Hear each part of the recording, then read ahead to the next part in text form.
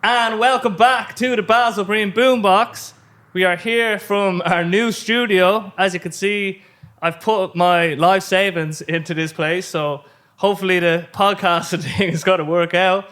I'm here once again with Killian McNulty, aka the Prince of Oberstown. This is actually your lair, is what I would refer to this as. What would you refer to this as? This is my office. Your office? Yeah. How long has this been here? This one here, I don't know, what, 7-8 years, something along the lines of that. It was here when I was here. Maybe 2014. So what's that? 8 years? Yeah. 8 years. Yeah. So, but it wasn't always my office. And as Niamh says, I just set up wherever somewhere is tidy and then I destroy it. So, but it's coming. I move around. Yeah. It's just interesting to see the sort of the bit of evolution that I'm only. When was I here? Maybe like 8 years, 6. I have no concept of time in general. A number of years ago, I used to work here with good old Killian under his wing in a way, and just seeing it now, like all the sheds are painted the same color. Inside, we have these new. So basically, his shtick is that he sells vintage furniture. That's what we'll just say. Yeah. And so he has another warehouse over there, where he has these now these kind of pre-decorated little rooms. How would you describe it? Room sets, but the concept is just go back slightly. So basically, I'm technically an antique dealer, but everything I deal, antiques are meant to be 100 years old, but everything I deal in is 50, 60 or 70 years old, ballpark. None of it's 100 years old. Yeah. And across the way in the warehouse, when myself and my wife were in Paris recently and we were walking around the Paris flea market, and I'd always had this idea of doing rooms where you could see stuff and visualize it in a kind of a room setting. And but I'd never kind of really fully I'd never really fully clicked with the concept, let's just say. And then we were walking around the Paris flea market, which is really a kind of a very interesting place in a sense that it's massive and it's sprawling. And it has some extremely expensive gear next to some dirt cheap stuff. Like, it's a real funny kind of a place. And it's you wouldn't see it in one day. You wouldn't see it in a few days. Is it kind of dealers that go there to sell their stuff? Yeah. And it looks like in ways you get the impression that a guy was dealing, let's say he was the last guy on the block, but somebody else came in and just built something out of pallets beside him and they became the next last. And then another guy came in and did that, and so on and so forth. So it's very higgledy-piggledy, and that's the kind of that's also kind of part of what makes it cool too. So when I was there, I was thinking about it, and I was thinking that effectively what I wanted was to give the impression of being indoors at an outdoor market. So I wanted to kind of feel like the Paris Flea, except for the fact that our weather does not allow us to have an open market. And so I'm trying to kind of negate the weather and allow people to walk around. So you are walking on concrete floors, and we may put in awnings and we may give it more of a street feel as we go along. We've got a lot more to do. Have some beggars. So at the moment, it's more like just general rooms, but like as it moves along, it'll become hopefully something a lot more interesting. It's only very recently that you've kind of finished. I built them in May, and I've barely really got the message out yet that they're there and that they exist. It's been a roller coaster of a few months, and so I kind of really feel like the launch for them will be 2023. Okay, yeah, because we had this conversation a bit before in the last podcast, just about like the idea of bits of furniture or pieces having that story element to them, and I think if you see the furniture in the wild, in a sense, as in like in its natural habitat, a room, it shows you what it could be in a way, much better than, previously I imagine people just came in and it's like, look, there's a chair on the concrete or wherever it was. Whereas now you're seeing it in context. I think that's such a powerful mechanism for sort of instilling inside people what this could be in a way. So I think it's brilliant, actually. I think the beauty of this business, and this goes back to your time with me, and that is that it has been a very successful business, and it continues to be a very successful business that really does very few things absolutely correctly. Yeah. Right? And so the beauty of that is that we can do things better. We can always do things better. And then when we do them better, we will get better results. That would be what I would imagine is going to happen. And so we were selling a lot of furniture very successfully in a very, like just there it is on the concrete. Yeah. Like you said, no context, and you just talk about it and people would say, yeah, okay, great, I'll have it. They get it home, they love it, they're very happy. That has its own kind of feeling about it as well, though.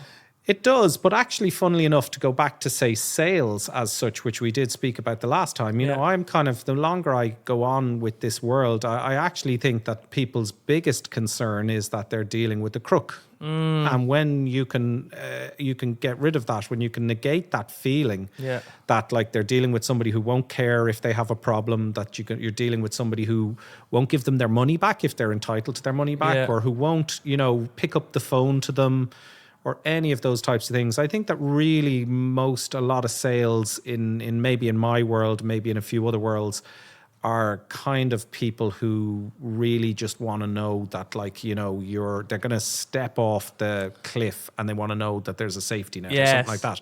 It's not like, say, going into Louis Vuitton or going into Hugo Boss or going into one of these places where the marketing is already done. Like, you've already, bought into the story. That you think it's going to make you feel better. Yeah. And you're gonna buy. You just want it to use it to represent yourself. Mine is different. What I do is different. It's niche. But then the funny thing is, I suppose, is that I've always kind of, I think that everybody thinks their thing is different, but so much of selling is the same. It doesn't matter what you're selling. It really doesn't matter. Like, so much of it is the same. That, like, for people to consider that their product is so different and so completely unique that nothing else can help them in the world of sales. I don't subscribe to that thinking, and I've heard it more than once.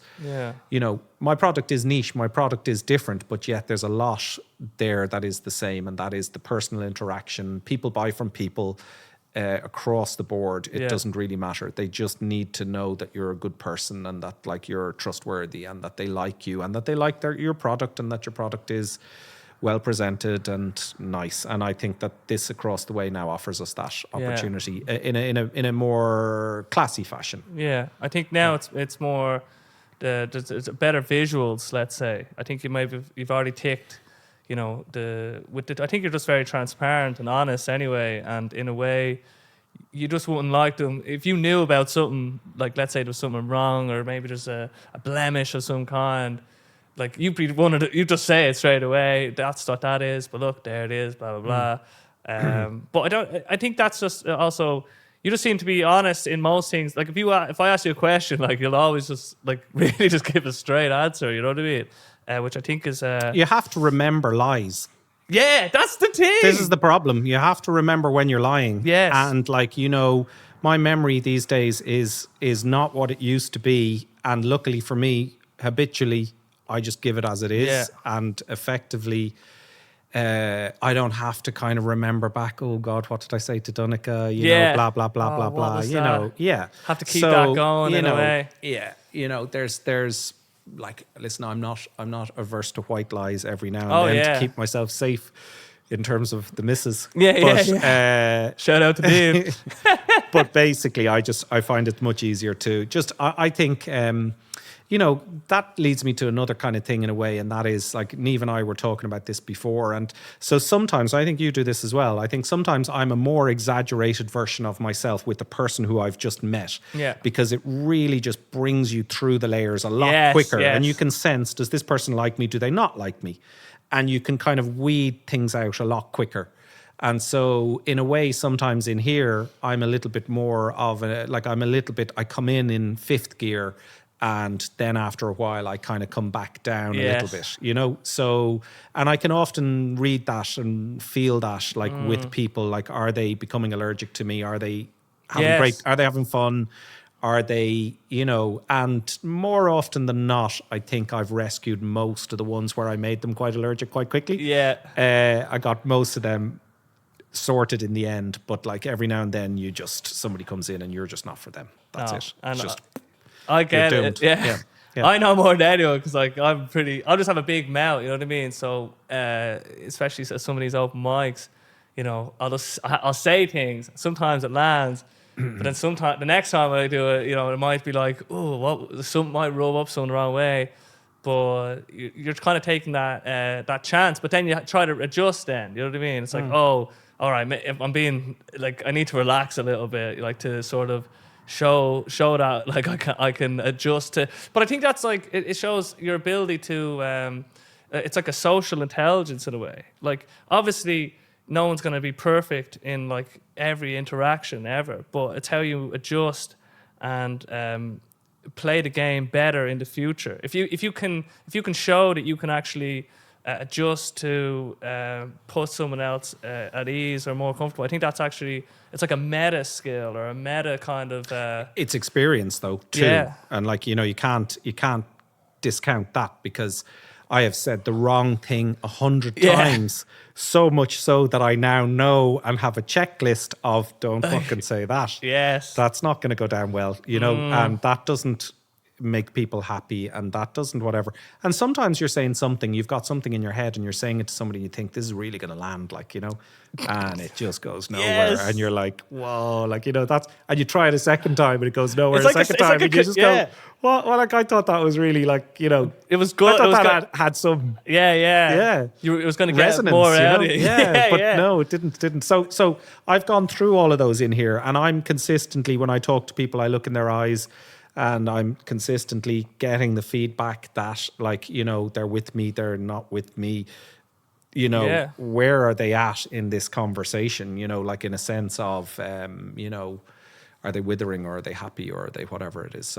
So in a sense, you're constantly trying to read where am I at with what am I saying? But like in a sense, really what you're doing in here, and I think I said it the last time, is ultimately in any business, what you're really doing is selling yourself. Yes. You have to sell yourself that you are a good person and that it's good to deal with you and so on and so forth. And that then, that goes out in a much bigger ripple than the simple fact that your thing is keenly priced or whatever it happens to be. Those kind of like gimmicky things, it doesn't. A long tail for a business is that you're a really good person to deal with.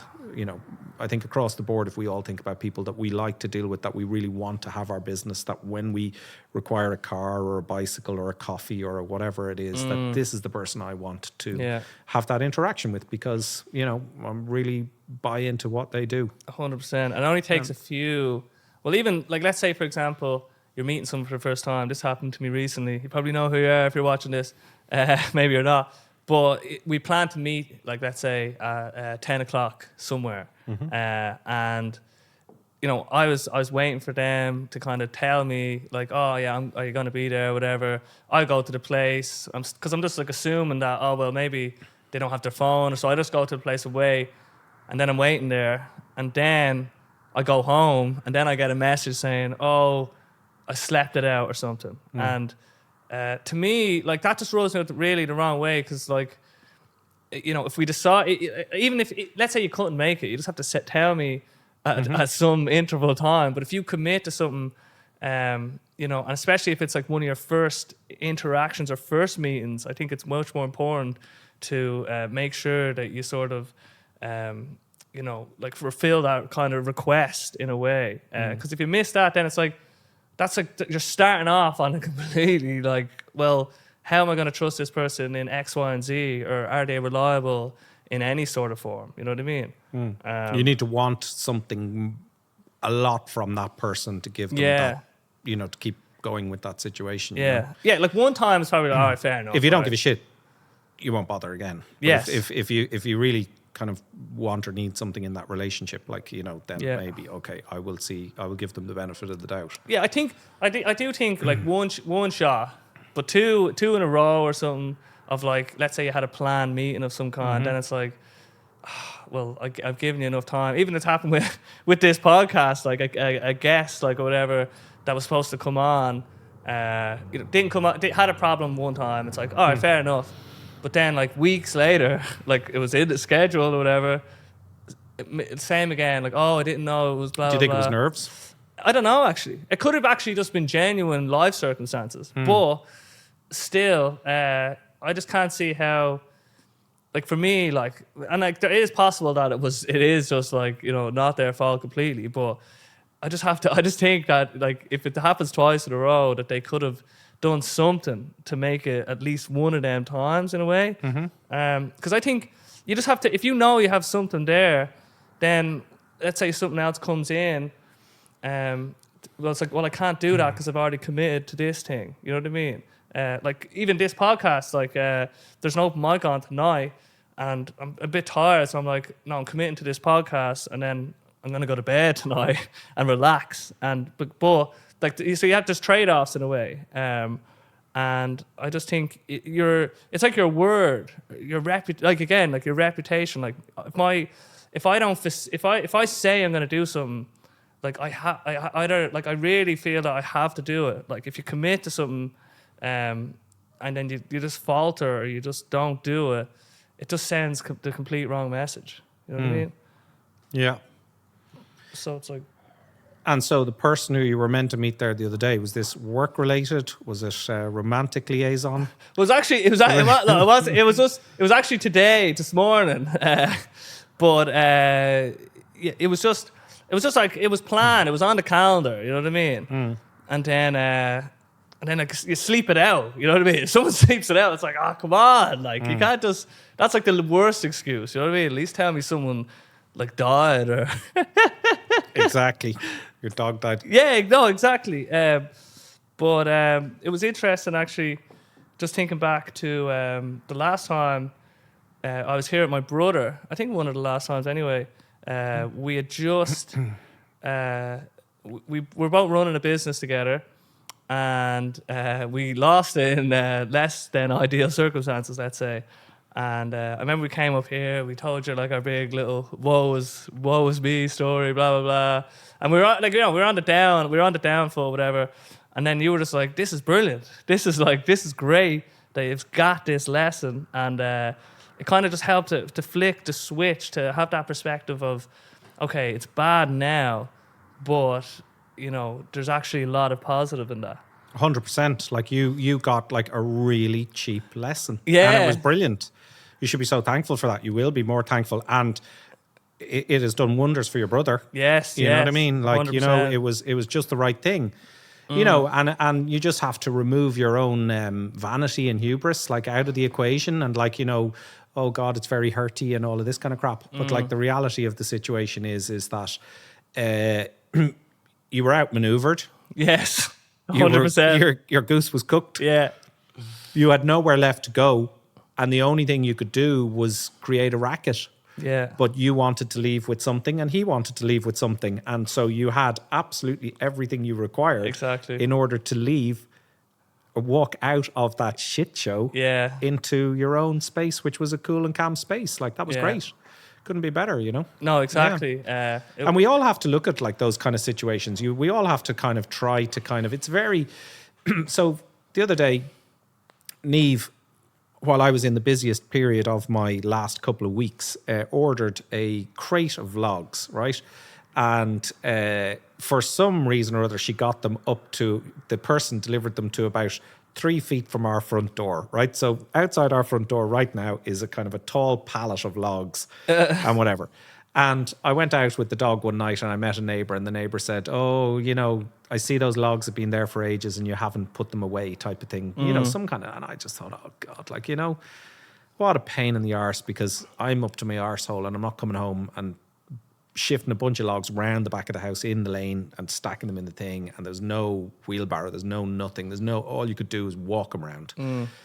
And so I kind of thought, oh fuck, like typical, kind of like downy type of comment on the road, So Niamh went out a couple of nights later and she met another neighbour, and the neighbour said, I really love your bug hotel.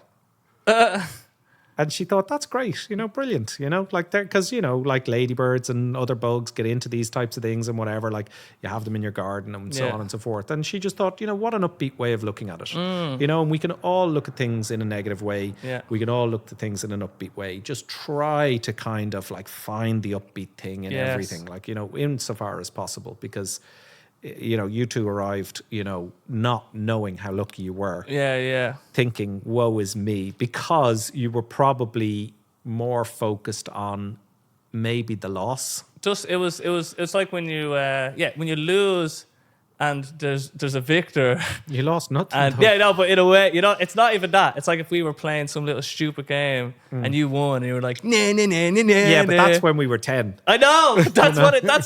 But that's why we have to rise above. I'm not saying that is like how you should react, but there's a part, like, if I think back, because for months after that, you know what I mean, there was like lots of just negative thinking in my head just about the whole thing, like, oh, you should have done this, oh, I wish I had done that, and all that. Now, it obviously faded over time, because I could, you know what I mean, it's one thing to like to rationally say, oh, well, we can look at it from a different perspective or whatever, but or even say that you can just forgive anybody, really, like, oh, because I used to think, well, I still do think, like, you should be able to you should move towards forgiving somebody for something they did. Maybe it takes like 10, 20 years, whatever that, and maybe, but forgiveness is like good for you in a way. But I still don't know if I forgive the people involved in a way. You know what I mean? I don't know if I'm there yet. Obviously, it's not as palpable. You can only control your own stuff, right? And so, like, in a sense, your best thing there is to look back at that equation and see where you went wrong and what can you control in the future.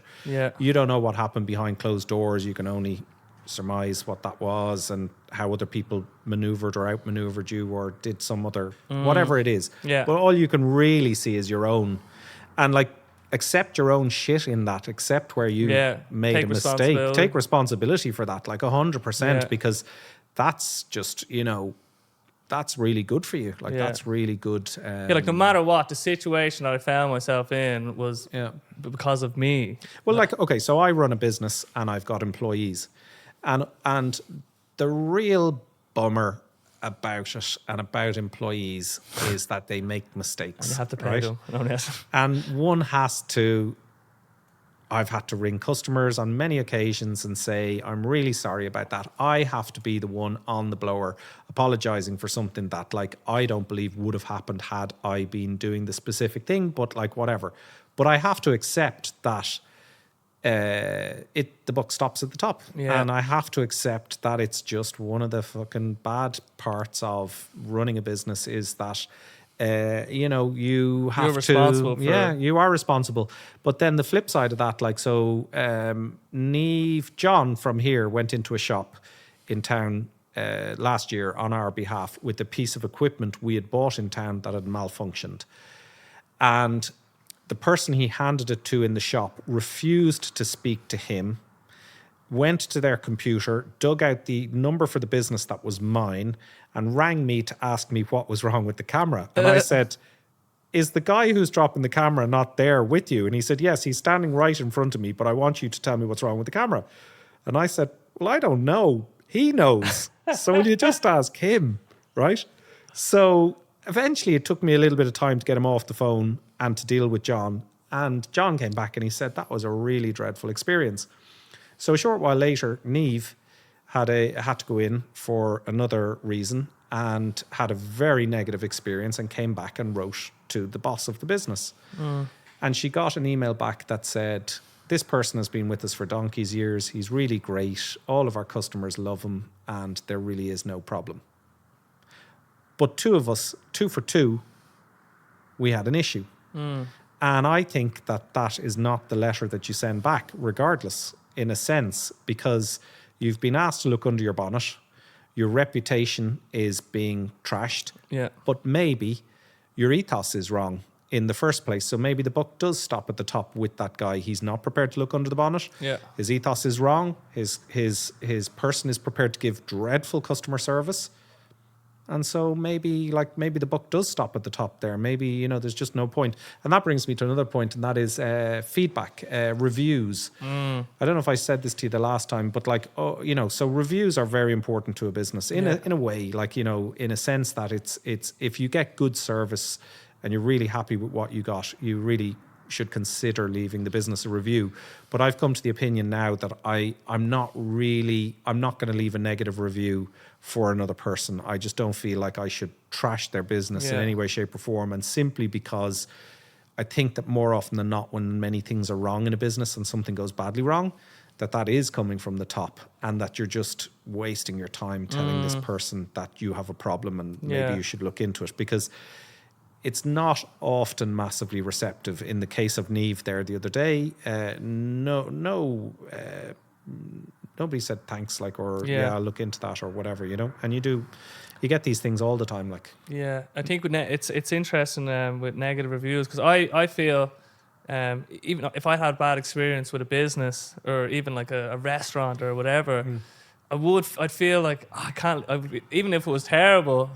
Now there is actually, before I go there though, I'll just finish off this point. It's just bad for, that it's going to be bad down the line for that business. Like a bad review, it's just, and then like with the current sort of like algorithms and Google and everything else, this whole, it's like that episode of Black Mirror. Did you ever see it? Like where everything just has a rating. Basically, we're kind of moving into that world. Like if I go to Google Maps, I Google like food, I'll be like, oh, look at that, 4 point something stars, and this how many people reviewing it. So if you're given like a negative review, it will have potential long-term consequence for the business.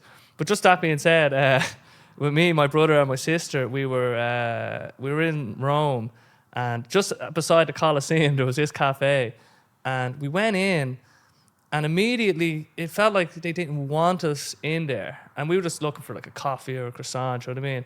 And so anyway, we eventually got seated down, but I felt real uneasy. And then as we were just like finishing something, let's say one thing was finished, they were over straight away with the plate, like not even giving us a second. And we got out, and I was like, that felt really, like I genuinely, like the word I used was threatened. Like I felt I was being threatened by the staff in a weird way. And we were just like, will we leave a review? And that was that was probably the only time we've left a bad review. And we had a look. There was loads of other bad reviews there as well. And it just felt like it was like a reaction to like whatever violence or whatever. That feeling of like, these are doing something to me in a way. But that is the only bad review. In that case, you're warning other people not to go there. But you're not really going to change the ethos of No, I'm not going to change. No, that's not the point. But that's the bummer. Yeah. Oh, yeah, you're right. That's the real bummer. Yeah. Like, that's the absolute bummer of it, is that you're sadly not really probably going to speak to somebody who goes, Jesus, maybe we should look at this, and maybe we should be nicer to people. And, there's so much positive stuff comes from being really good to people, really nice to people. Really, there's a guy I worked with in New York who's just come out with a book. I think it's called Unreasonable Hospitality or something like that. A guy called Will Guidara, and he was the front of house in what was the number one restaurant in New York, one of the number one restaurants in the world, maybe the number one in the world, I don't know. And he really believes in really just making that night an experience for a person when they come, and just throwing everything at it. And like, what have you got to lose? That's what you're there for. That's your, like, I'm here every day. I'm here from this time to this time.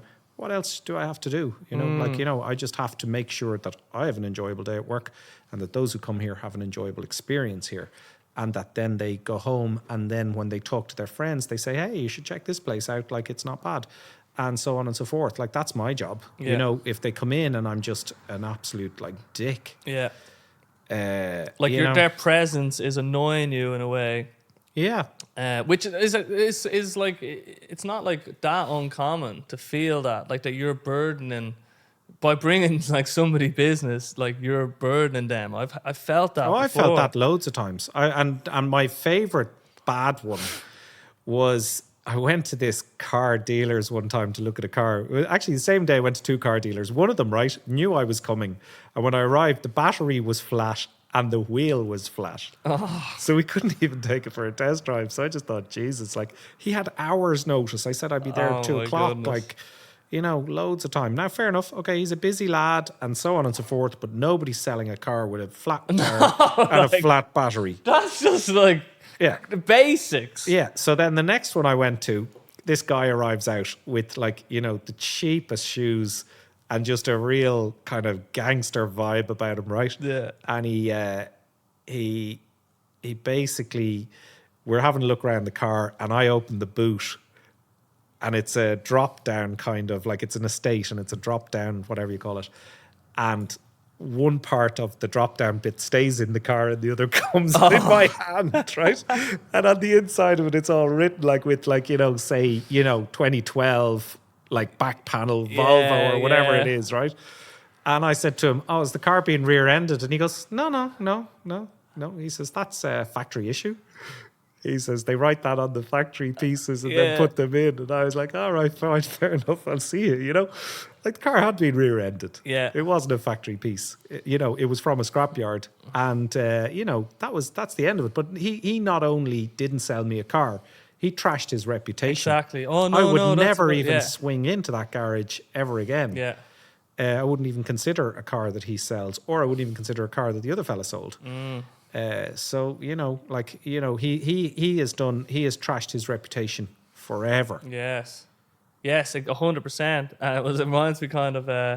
Now I didn't actually see this, but we were in a restaurant and it was like we were getting breakfast or something, but someone had a view into the kitchen. Mm-hmm. And they seen the chef or whatever like dropping it could have been whatever it was, it could have been eggs, could have been chicken, like they went to pick it up and like put it back on the thing and they just cast the person I was with's eye and just went like just like went to throw it away then, but they got caught basically like sure it'll be grand, you know what I mean? And then that just sets such a precedent, like if they'd just be willing to this is really interesting actually. I heard this the way so integrity. What is integrity? Like integrity is what you do when nobody is looking, and I think it was such a.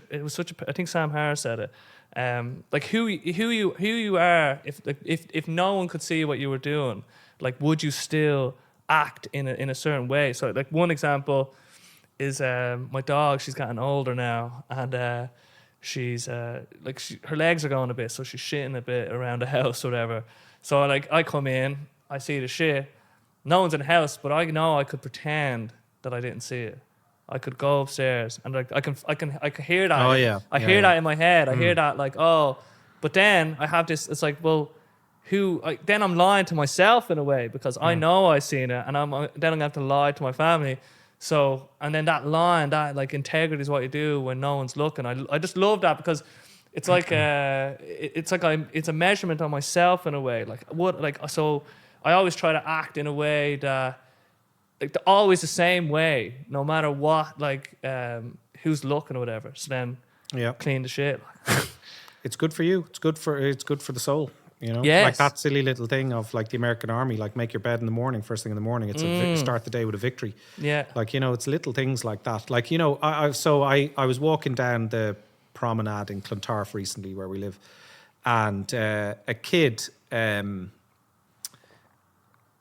were running along from a local school, and the kid threw a water bottle, went over to the bin and tried to put a water bottle in, but it hit the lip and it fell back out. And he didn't notice, but his friend noticed. And his friend said something to him, but they were about 3-4 paces away from it. He looked back and then he just kept walking. And I said to him a little bit further down, I said, you didn't get you dropped your bottle on the ground. And he pretended not to hear me. And I said to him again, you dropped your bottle on the ground. And he pretended not to hear me and he walked off. And what I thought about that was, and when I went to pass the bin, I picked it up and I put it in, right? And it was a plastic bottle, and he tried to put it in a recycle bin, and he'd missed, right? So he really did try. I know. And he failed, right? But the key lesson in that is that he failed, having tried to do absolutely 100% the right thing, and then he couldn't talk himself back into having a second try. So his resilience is zero. Yes. That will bite him in the ass. That was a 13-year-old boy or 12 or 13-year-old boy. That could come back to bite him in the ass in his life. Yeah. If he accepts that minor failure as, I tried, I didn't get it, I whatever. Yeah. He tried, he obviously was theoretically brought up the right way, but probably because he wanted to be cool around the lads and some other stupid Didn't want to show whatever it too was, hard, thing led him to not show up. Yeah. His integrity left him in that moment, you know, like you know, he was 90% there, and then I know. And why did he let himself have that little?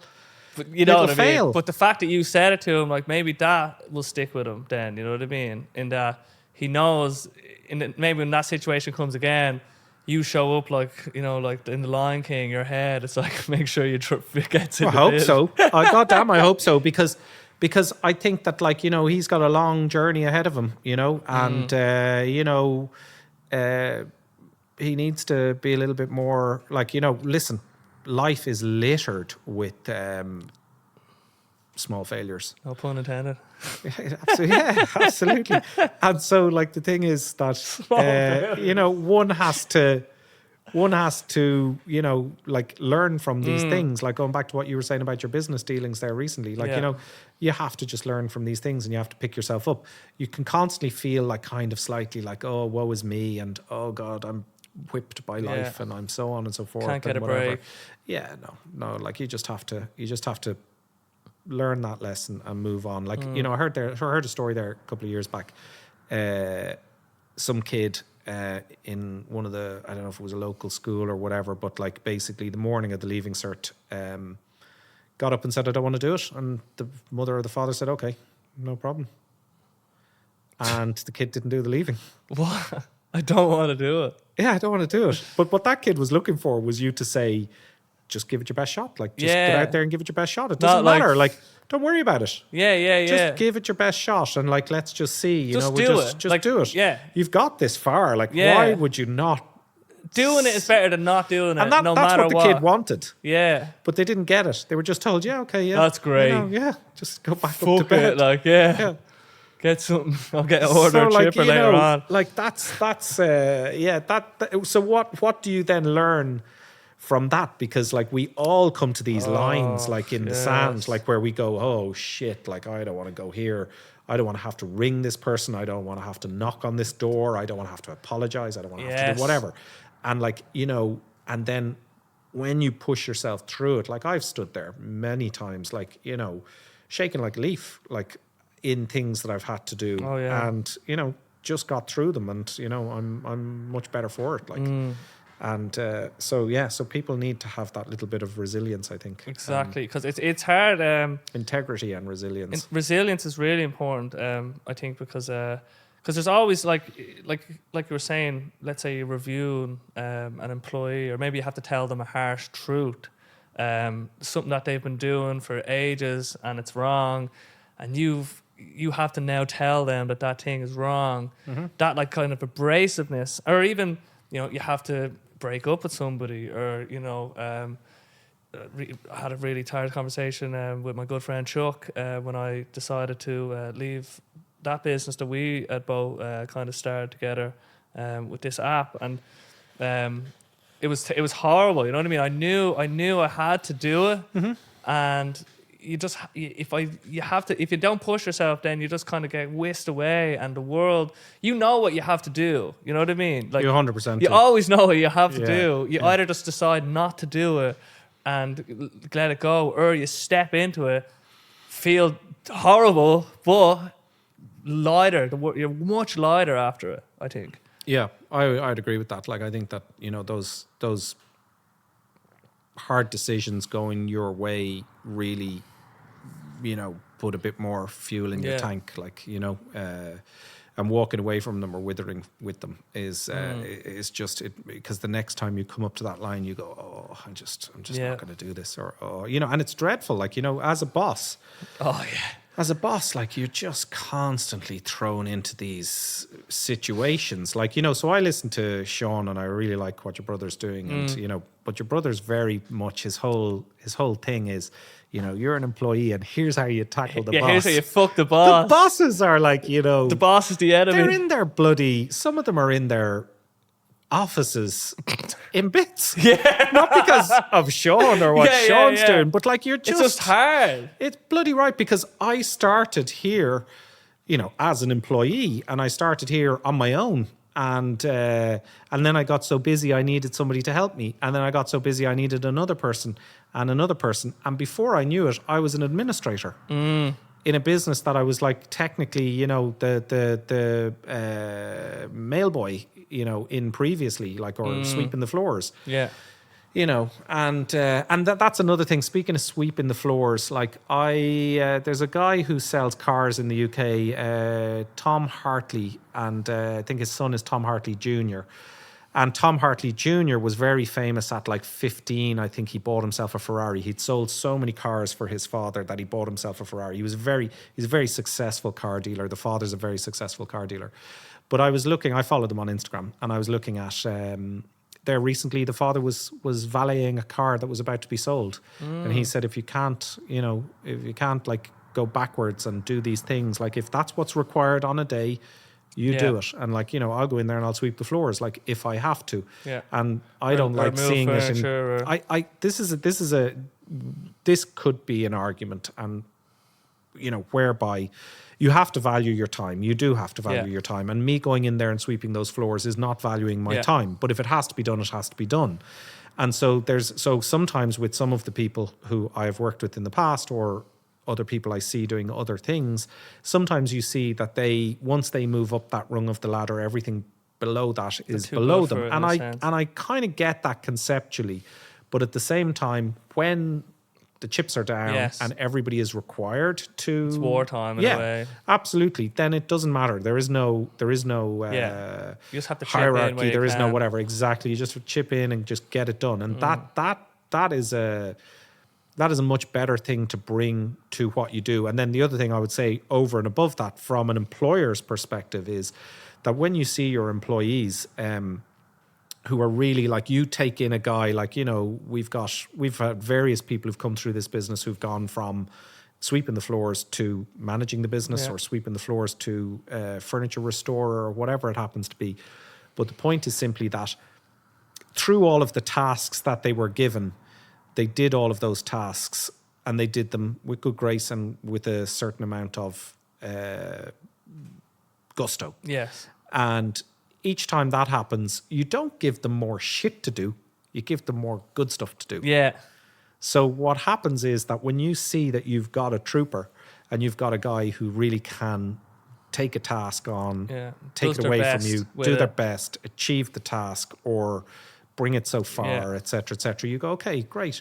Next time you look around and you go, hey, I need this thing done because I'm up to my eyeballs, and you give it to them and then they do that and whatever. So like, if you take Dean inside now, like, we were very busy polishing furniture, stripping furniture, cleaning furniture. He did a little bit of it as a kind of a, when we were right up against it, one of the other lads said to me, he's got a real aptitude for this.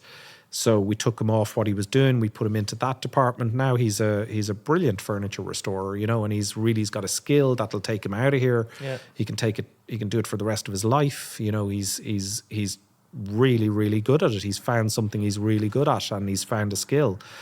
And the great thing about that is just that he had the willingness to do whatever he was asked to do, and that led him to a better task. So I just think, don't be afraid to do, to do everything that you're asked to do as best you can. As best you can.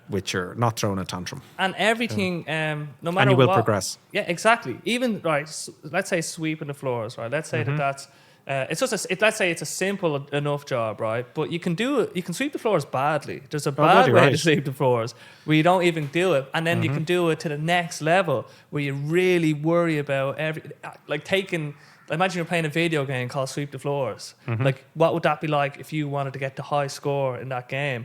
And you're not only like, you're showing yourself, like, you're. It doesn't matter what the task is. You can take it as serious or or as not as serious as you want, and you might as well choose to take it serious, because that allows you to grow more, and then obviously then people will see that, because that's like a meta part of an employee. Let's say their willingness to just get stuck into whatever, because if they're willing to, like, they're doing a good job in this given task, then they'll at least put enough gusto into another given task.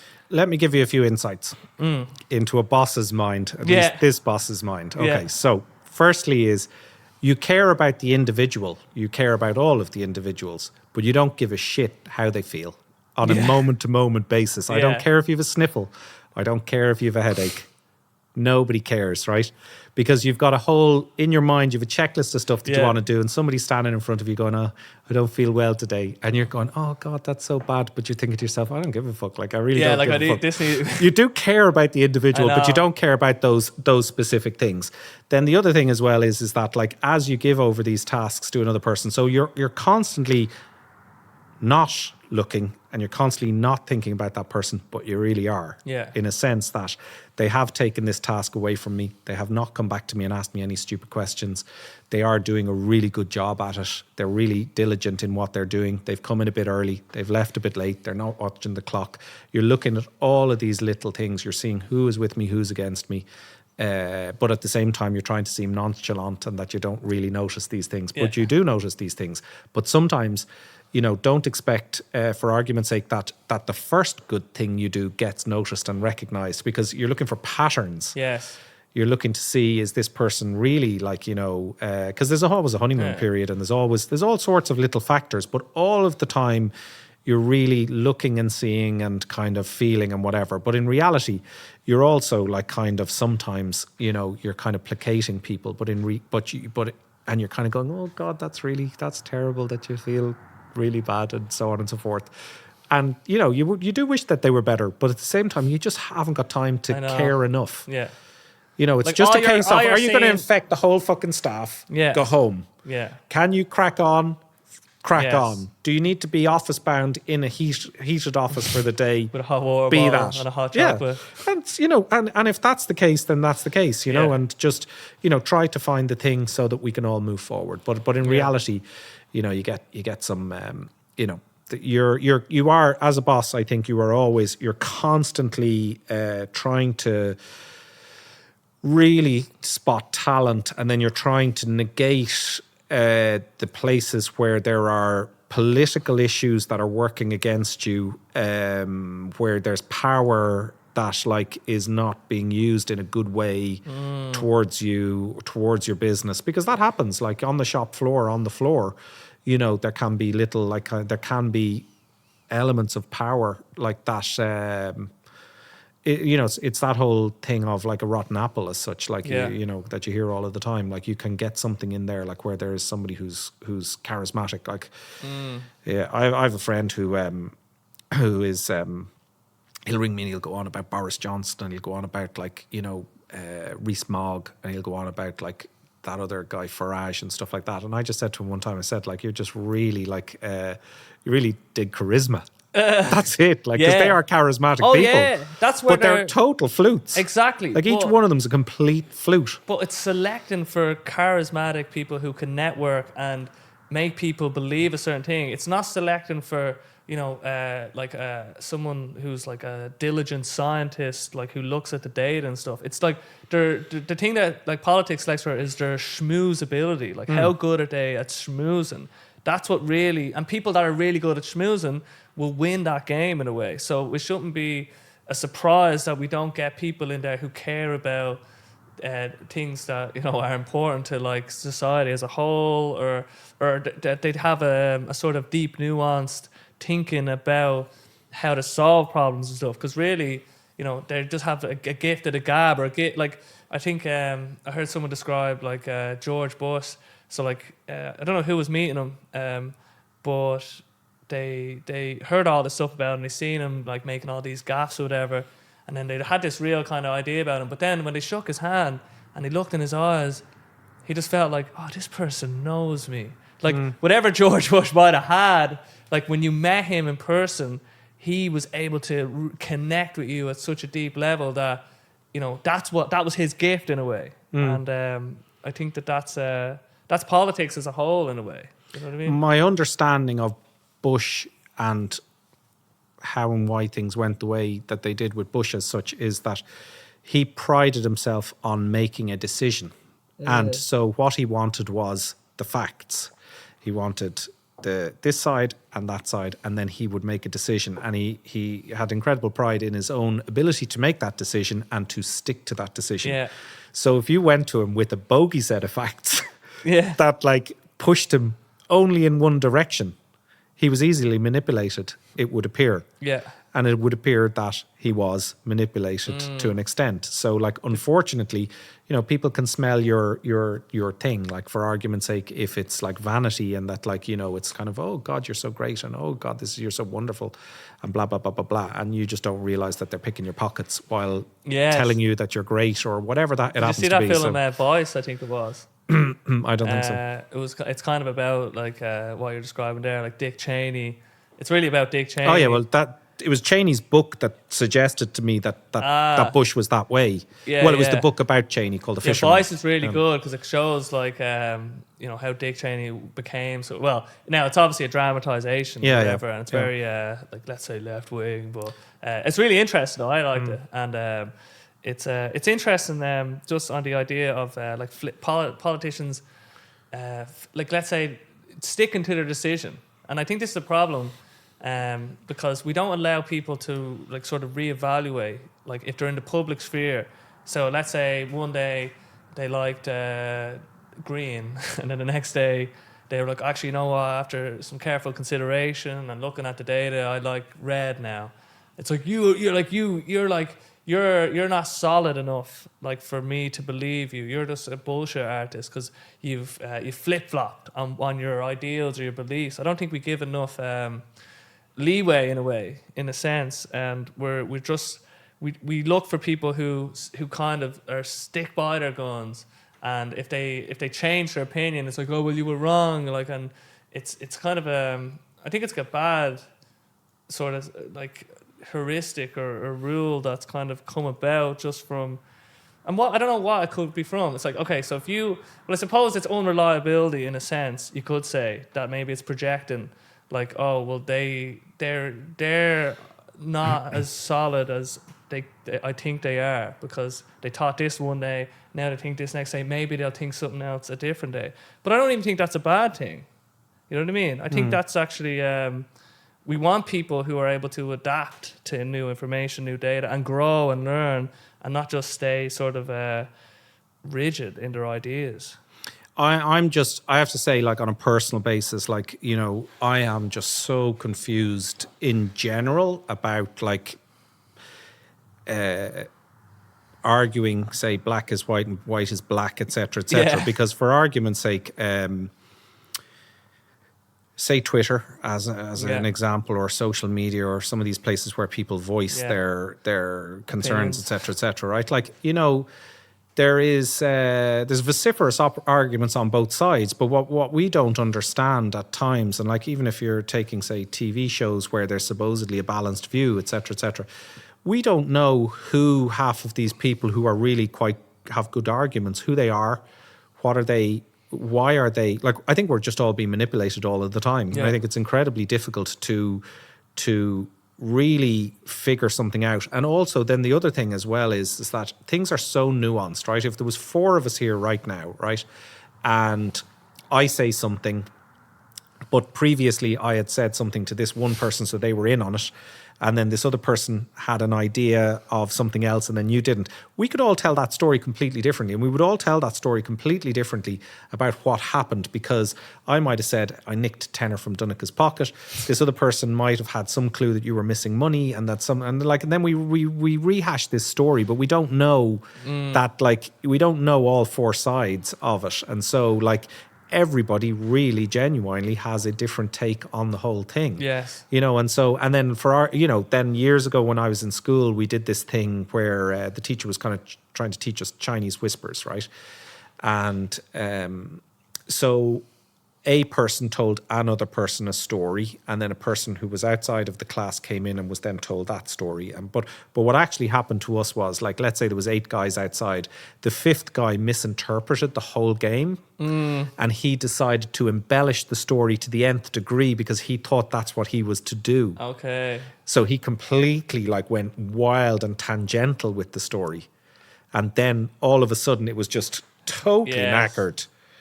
Right at the end. And so, like, you know, you just so again, you know, who knows the real facts? Who knows all of the facts? Nobody ever knows all the facts. You can't know all the facts. You know, like there's all sorts of tiny little subtle things you know, that happen. Like years ago, a guy owed me some money for selling something, and a person who I know gave him totally legal.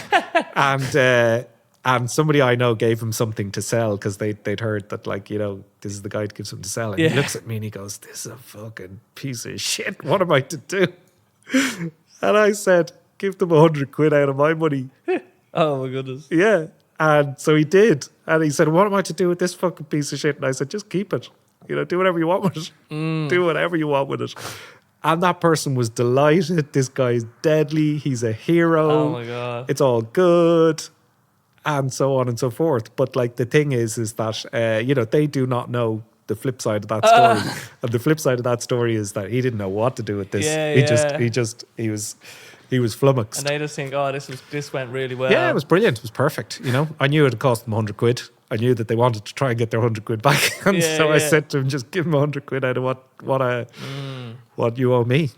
Yeah, it's with different sides and different interpretations of stuff. When you see, I think there's a problem when, like, let's say if we're on 2 sides of an argument, or 2 sides of the political spectrum is even worse. Like sometimes the other sides, like neither side can concede even 1 point to the other side. Yeah. Let's say if I say, "Oh, this water is tainted." That's because of us. Yeah. No, but that's what it is. We can't even say, like, if I say there's something wrong with that water, and then you go, "Oh, but what about the table? You don't care about the table." I'm just like, "What about the water?" And then you don't even care, but you don't even respond about the water. You just go, "Well, what about the table?" You know what I mean? So it's all this. I think the term is like what-about-ism, like where you don't ever just say, "Actually, okay, fair enough. You have a point about the water, but can we also have a look at the table as well?" Instead, it's like it's all about sides and arguments and points. You know what I mean? Yeah. Well, you've brought me to one of my favourites. Oh, yes. Right? One of my favourites ever. And look out for this on the internet. And really think about it when you see it. Right? And that is when you see somebody who goes, you know, "And Donncha was really mean to me. And he said this dreadful thing to me. And my mother has cancer." And me with my mother having cancer. You know what I mean? Like, and they totally link it to some weird shit like that is like happening in your own life. Like, surely you're allowed to argue of a Monday with a person. Exactly. Even if you don't know that they're going through some family trauma. It's just happens to happen in the day. But then they link it to the trauma. Yes. And they say, "And he did this." And you see it online all the time. And you see people bailing in and they're going, "Oh, how could he do that to you?" You know, when you're going through such trauma. It's like, you I know? didn't know. Yeah. And like, it's okay, fair enough. If the person had it and it's very obvious and Donncha is being a dick to you and so on and so forth, then You have to fucking but there's these things like where people just link them to these like kind of totally abstract things. And because what it does is it sucks in other people who are kind of like maybe not listening too clearly to say, like, you know, maybe they had some blame in the situation, but the simple fact that their mother now is dying of cancer means that they require a certain amount of, you know, and let's just forget about the fact that you completely fucked up or whatever it happens to be, you know. So I love, Jesus Christ, I love hilarious. Like when I see them and like you see so many of them online, like, you know, or what, you know, and it's, you drives see it me a lot crackers. Like just this website Hacker News, like it's kind of like let's just say it's like Silicon Valley's Reddit, for example, and people just leave comments. Let's say there's a story about Google like not being good to their employees. Like then you'll get someone commenting like, "Oh yeah, this is like," all trying to make it like about that woe is me in a way. Like they're taking it taking something like maybe it's not even related to, it's just about Google. Like let's say, oh, Google released a new phone. And it's like, oh yeah, I'll never like this is my. Oh, I had a Google phone, and then blah blah blah, and then like they hurt me in this weird way. Where it's like they're looking for an anchor point, like what you just described there, in order to do the whole like woe is me in a way, and not really talk about the actual thing, which is it's so strange actually. Yeah, it is. But we are. We're really not as sophisticated as we think we are. Oh, we're not. We're at all. not. You know, and again, I think we might have spoken about this or touched on it the last time, and that is simply that, like, you know, for argument's sake, right? Like sitting at this table right now, you are an expert in certain things that I have absolutely no concept of, right? And I am in other things. And then both of us might have a little bit of an understanding of British politics. We might have a bit of an understanding of Irish politics. We might have a bit of an understanding of some other like weird subject, like somewhere, right? But we'll pontificate like fuck on them. And we won't have a breeze that we're completely wrong. 100%. And then you get in the person who is the expert on that thing, and then they will tell you, no, it's more nuanced than this, and it's this, that, and the other in a way. And then they can explain it to you, and you go, oh, wow, that's great. You know, but then there's another person who's got more for them, and 100%. another person. There's just, you're never there. I've heard a few, I can't even think of them now, but I've heard a few good things recently, like whereby, you know, somebody is arguing about a specific thing, and then a person who is like, that's just their field. They just go, no. This is just so much like, you're just missing this whole fact out here. This whole area like that really affects this point. Yes. And you're just like sweeping it under the carpet and whatever, and you know? It was like during the whole COVID thing or whatever, like I noticed, like I had friends who were anti, like let's say COVID vaccine or whatever, and then I had like friends who were one lad in particular. I think he's gotten like 6 vaccines now or something. 6G. Yeah, like he's so into it.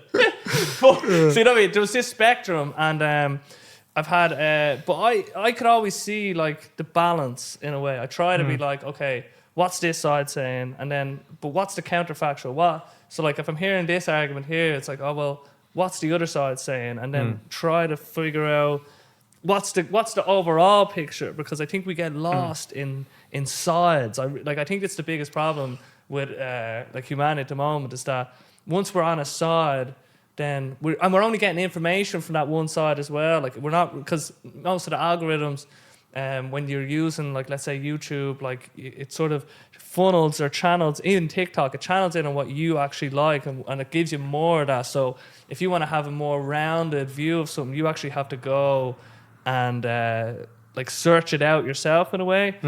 But I think without getting like, because there's always points on either side as well, and like you're saying, there's there's infinite ways to look at the world. Like literally, like especially my brother will see it because he gets like, you know, like hundreds of fucking comments or whatever. Like he'll put out something, and like there'll be one person that'll just have like the opposite, like let's say he's saying, oh, you need to put your name on your CV, right? You'll have, there's always one person that's like, you shouldn't put your name on your CV. Let's just say that's the case. Yeah, always, 100%, yeah. But going back to COVID, which is a good example anyway, and that is that, you know, I had a few discussions here with, you know, what we would mostly get in here would be delivery men, van drivers, you know, kind of coming in and having a bit of banter, or people who are in kind of like, you know, just, you know, they're not running pharmaceutical companies, let's just say, right? But we do get customers who come in who have, you know, who have much different backgrounds and whatever. But you would get a couple of people in who would be working away, and they would be talking to you about COVID, or they would be like, you know, kind of around the tail end of it and stuff like that. And, you know, there was a lot of conversations, or there was a few conversations about, you know, how, you know, the elite were, you know, like that this was some sort of play by the elite, right? And at various times in the last couple of years, I have met a couple of people who are, you know, quite wealthy people, like, you know, quite wealthy as in very, like, reasonably high up that food chain, high enough up that food chain to be part of the Illuminati type. To be pulling the people who are pulling the strings Yeah, and making this happen to us, right? And all of those people that I met had vaccines before all of us. Yeah. They all had, they were taking the vaccine when nobody knew it existed. Yeah. Right? They were getting their staff vaccinated. They were getting all their friends vaccinated. And like, you know, everybody that they knew was vaccinated. Like you look at that show Billions, like in Billions, like, you know, even though I know that that's fake. Yeah. In Billions, your man has like had his whole staff are vaccinated before everybody even knows there's a vaccine. So the point is this, is all of those people, they had ventilators, they had access to stuff. They had their place booked if anything went wrong for them. They left no box unchecked. Most of these people tend to be extremely detail oriented. And basically the thing is that they were not laughing at us. They were way ahead of us. Yeah. They were not like we were the me. morons down the back. They were ringing the guy at Pfizer who they have on speed dial. Are they ready yet? Yeah. Yeah. What day can I have where are you at with this? Or who's in the lead? Or ringing the Minister for Health or whatever it is. These people are on speed dial and they've got stuff sorted. So this whole, like I had one guy who was in here and he was telling me like that, like, you know, it's some sort of conspiracy and that like, you know, these people, and I said to him, listen, none of the ones I've met like were conspiring that I could see. They were all like, loving the conspiracy. They were taking vaccines that were probably like super dodgy. Yeah, they were on the cutting edge in a way. Yeah, bloody right. They probably had 3 or 4 in them, like your mates, you know, at the get-go. There is this, and I don't know what it is, but there's like a cynical attitude towards institutions or authority, or like let's say the government or science or any companies, that they're all lying, and like because they find one little lie, for example, and then they'll hook onto that. People have to think, who am I and what do I do, right? And if the answer to that is I sell potpourri on Facebook, right? Then you need to realize you're not an authority on anything other than selling potpourri on Facebook. And that stop pontificating. Even I could say the same thing to myself right now. Oh yeah. That is, stop pontificating to others, because you really just don't know. You know, you're like, okay, so going back to my favourite subject, which is Brexit, right? And I believe my feeling on Brexit is that the difference between, in the majority of cases, in the vast majority of cases, the difference between a person who voted for Brexit and a person who voted against Brexit is the ability to assimilate information. People who can only assimilate information up to a specific point and don't look any further voted for Brexit. And then a few people who really have a kind of a very weird dystopian kind of thingy-majigamy, whatever it is, like, you know, Rees-Mogg and Hannon and a few of the other, like those types of people who really have an idea about something that they're not really sharing with the rest of us, I think. They have a reason, and some element of a valid reason. I did hear a guy on the radio saying that effectively he was talking about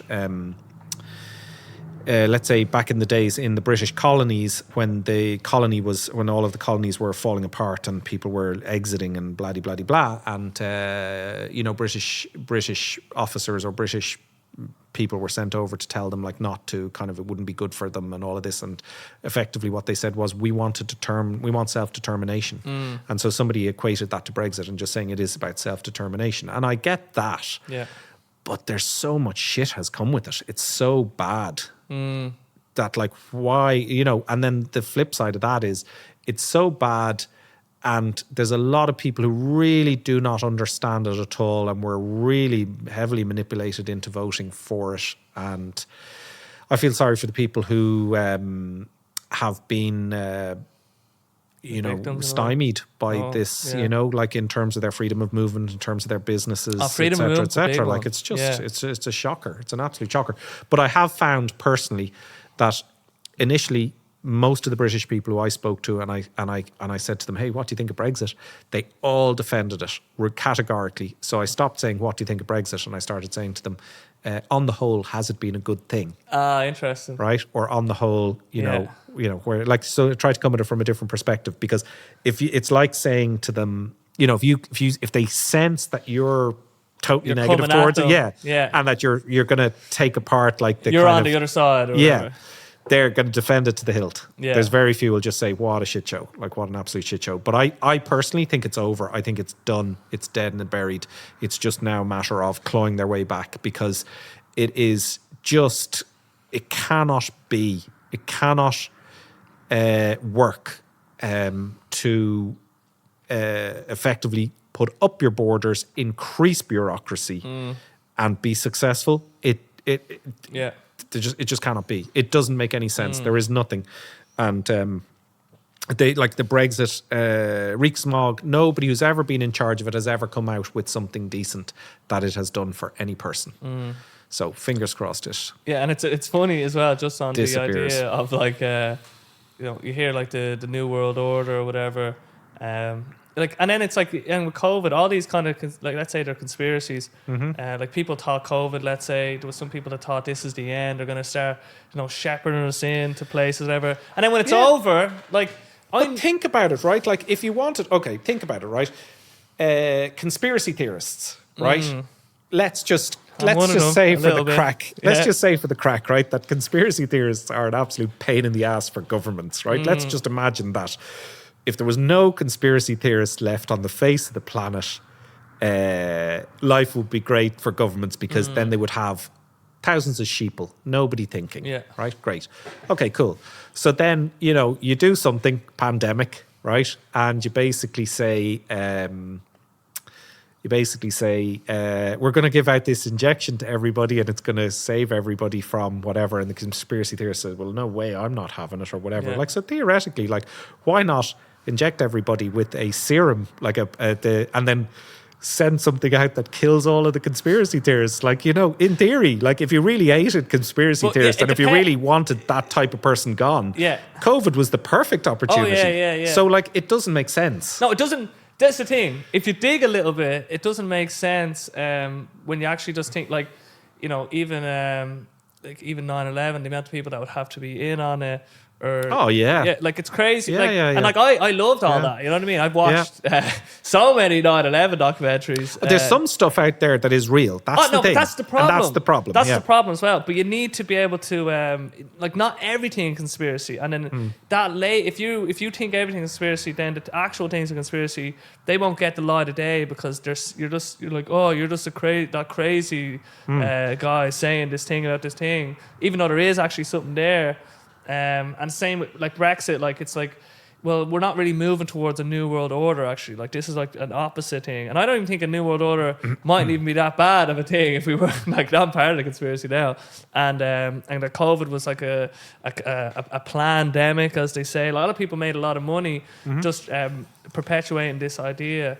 And then when it all comes kind of crashing down, and you realize that, like you're saying with them elites, right? Nobody has a fucking clue we're all just, like, winging it, right? No one has the strings of the puppets or whatever. Everyone's just as incompetent or as competent as the next person. We're all just living, and nobody's really in full control. Now, there might be little cabals of, you know, oil people, like, able to move markets in little ways, but, like, there's no real big grand conspiracy that's going to be able to, like, you know, control the world. And, like, look at viral videos as an example of, like, nobody really know a viral video. Like, no one really knows what makes it viral. Like, there's just something in it, and, like, that's just there's like a randomness to that in a way. And so we don't really know. We don't really have control, I don't think, or no one's in control. Well, just go back to the elites for a second, right? And of some of the people who I've met in my life who would be, you know, extraordinarily wealthy, like billionaire people, billionaire class, who I've met in some context or other. The very few of them that I have met do not operate in any way, shape or form like you or me or anybody who's probably going to listen to this. They just don't, right? We walk out into the world and we see what the world has to offer and what is the world, whatever. Those people, they suck it in and then they spit it back out in the way that they wish the world to operate. They don't operate in the same way as us. Yes. They're quite intense people. They're quite, like, you know, they're very fussy. There's an army of people working behind them. You know, their arse is literally wiped for them at every turn. And they are not like you and me. Yeah, They're just 100%. not. And in saying that, you know, you can admire them and there are admirable qualities. And there's like, you know, as a person who's interested in business, like, you know, you can look at these things and you can go, okay, I like the way that person, you know, pushes this agenda and how they do this and et cetera, et cetera. But these are like people who are really like just, you know, they go at life like a combine harvester. Like they just suck it all in, spit it all back out. They just move. We're scratching our holes thinking, will I wear these socks or that socks? Will I go out today because it's raining? Will I whatever? You know, that they're just not like that. They're just not. No. Like, so, you know, and then Elon Musk, I remember like years ago, like listening to him, like, you know, early doors with the whole like hustle porn type stuff, 100-hour week and so on and so forth, right?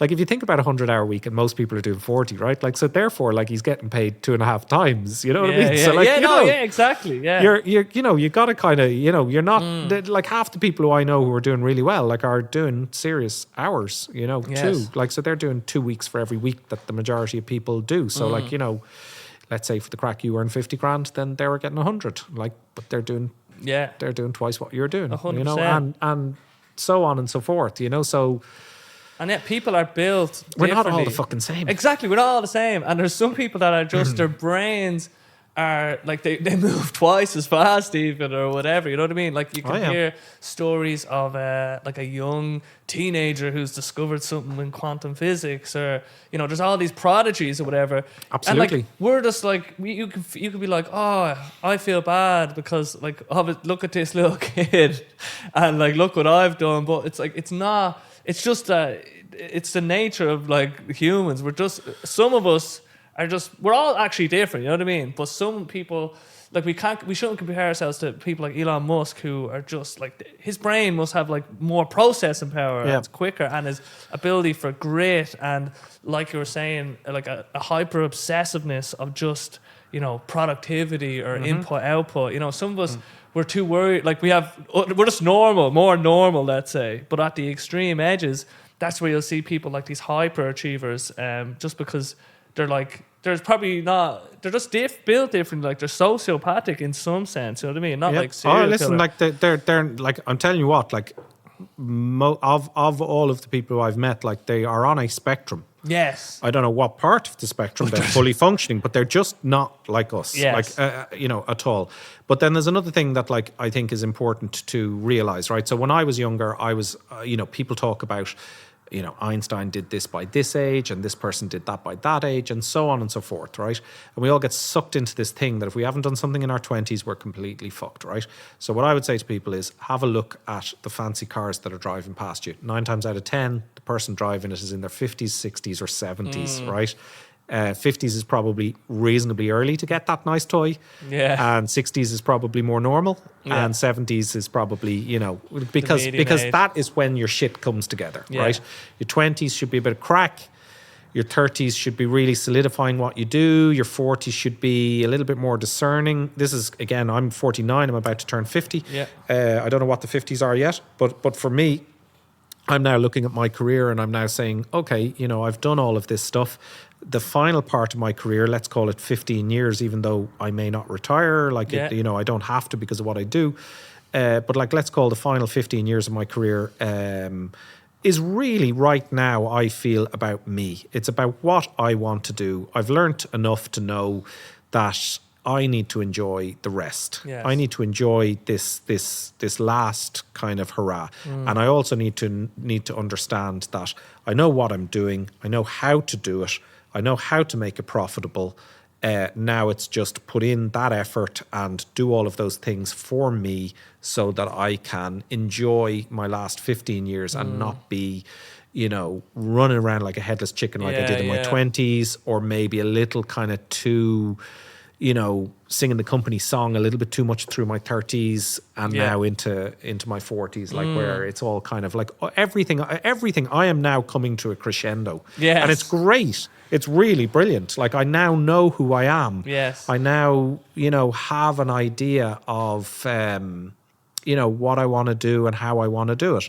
And that's really great. Like it's very liberating. So the thing I would say to anybody out there who thinks that they've missed the boat If you're in your 20s, you certainly haven't. If you're in your 30s, you certainly haven't. If you're in your 40s, you certainly haven't. If you're in your 50s, maybe you need to start thinking a little bit Boat's more about to leave. Like, you need to call it back. You know, like really, like So- so many people really like their high point. Like they really start to do things in their 50s.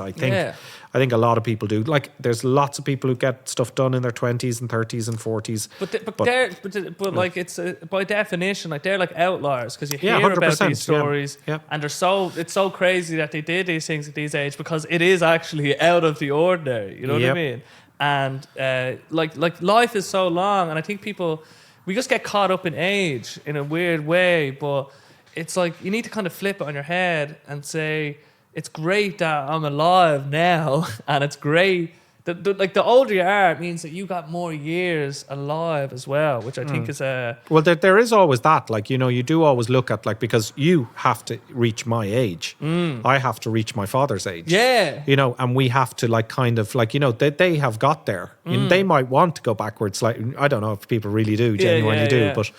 Yeah, like, you you do have to celebrate that end of things. Exactly, yeah. And like what you were saying there as well, every year, now obviously some years are worse than others. I mean, there's like, obviously we have personal tragedies and stuff, but overall I think you're always moving in a direction where you're learning, like you're earning more wisdom, and like you're knowing, like exactly, like now like even going into your 50s, like now you're saying, I finally know like where I need to be moving towards, which is that's the way, that's life. You know what I mean? It's like, it's not about, it's not like you don't, as long as you're in the race or you're in the game, don't be worried about what you did or didn't do yet, because you're still in the game in a way. People, I think, have to be able to talk to themselves and talk themselves off a cliff in a way, right? And part of that is to understand that you are definitely 100% surrounded by, at any age, people who are faking where they're at and faking their success and faking their position in life. There's a lot of that, right? All over the place. There's a lot of people who you really, really think that they are a lot more successful than they are, and a lot more whatever it is that you give them, and you think, oh, well, what about me? And then you realize after a while, when you've seen it more than once, you realize that actually, like, there's a lot of people just quietly going about their business. You know, they pay their mortgage, they have their holidays, they do this, that, and the other, and they're like, you know, they're really just building towards a future and really building something, and they have something solid. They've got a solid foundation there.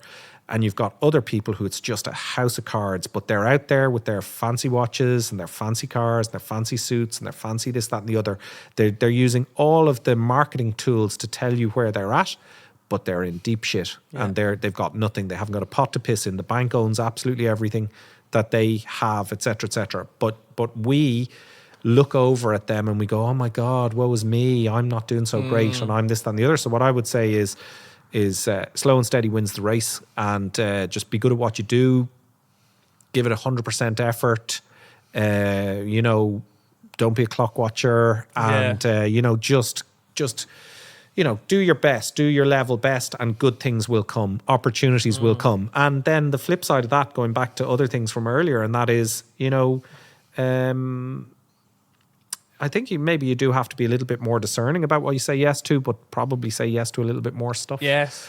You know, good things do come from, like, kind of unusual things. Like, you know, if you listen to, like, say, you know, over the years, like, there was, like, say, highly successful managers of various bands, like, that I've seen in various documentaries, and they were just a guy in the right place at the right time. They could have been the drug dealer. They could have been a guy who just understood something, or whatever, blah, blah, blah, blah. But they were there and they got stuff done. And all of a sudden, they are, you know, having a great life, like enjoying, like, blah, blah, blah, blah, blah. They've got all of the trappings of success, etc., because they just got stuff done, got through it, whatever, you know. So I think saying yes to I've heard this guy Derek Sivers talk about this, like, especially when you're starting off something, like, take every opportunity.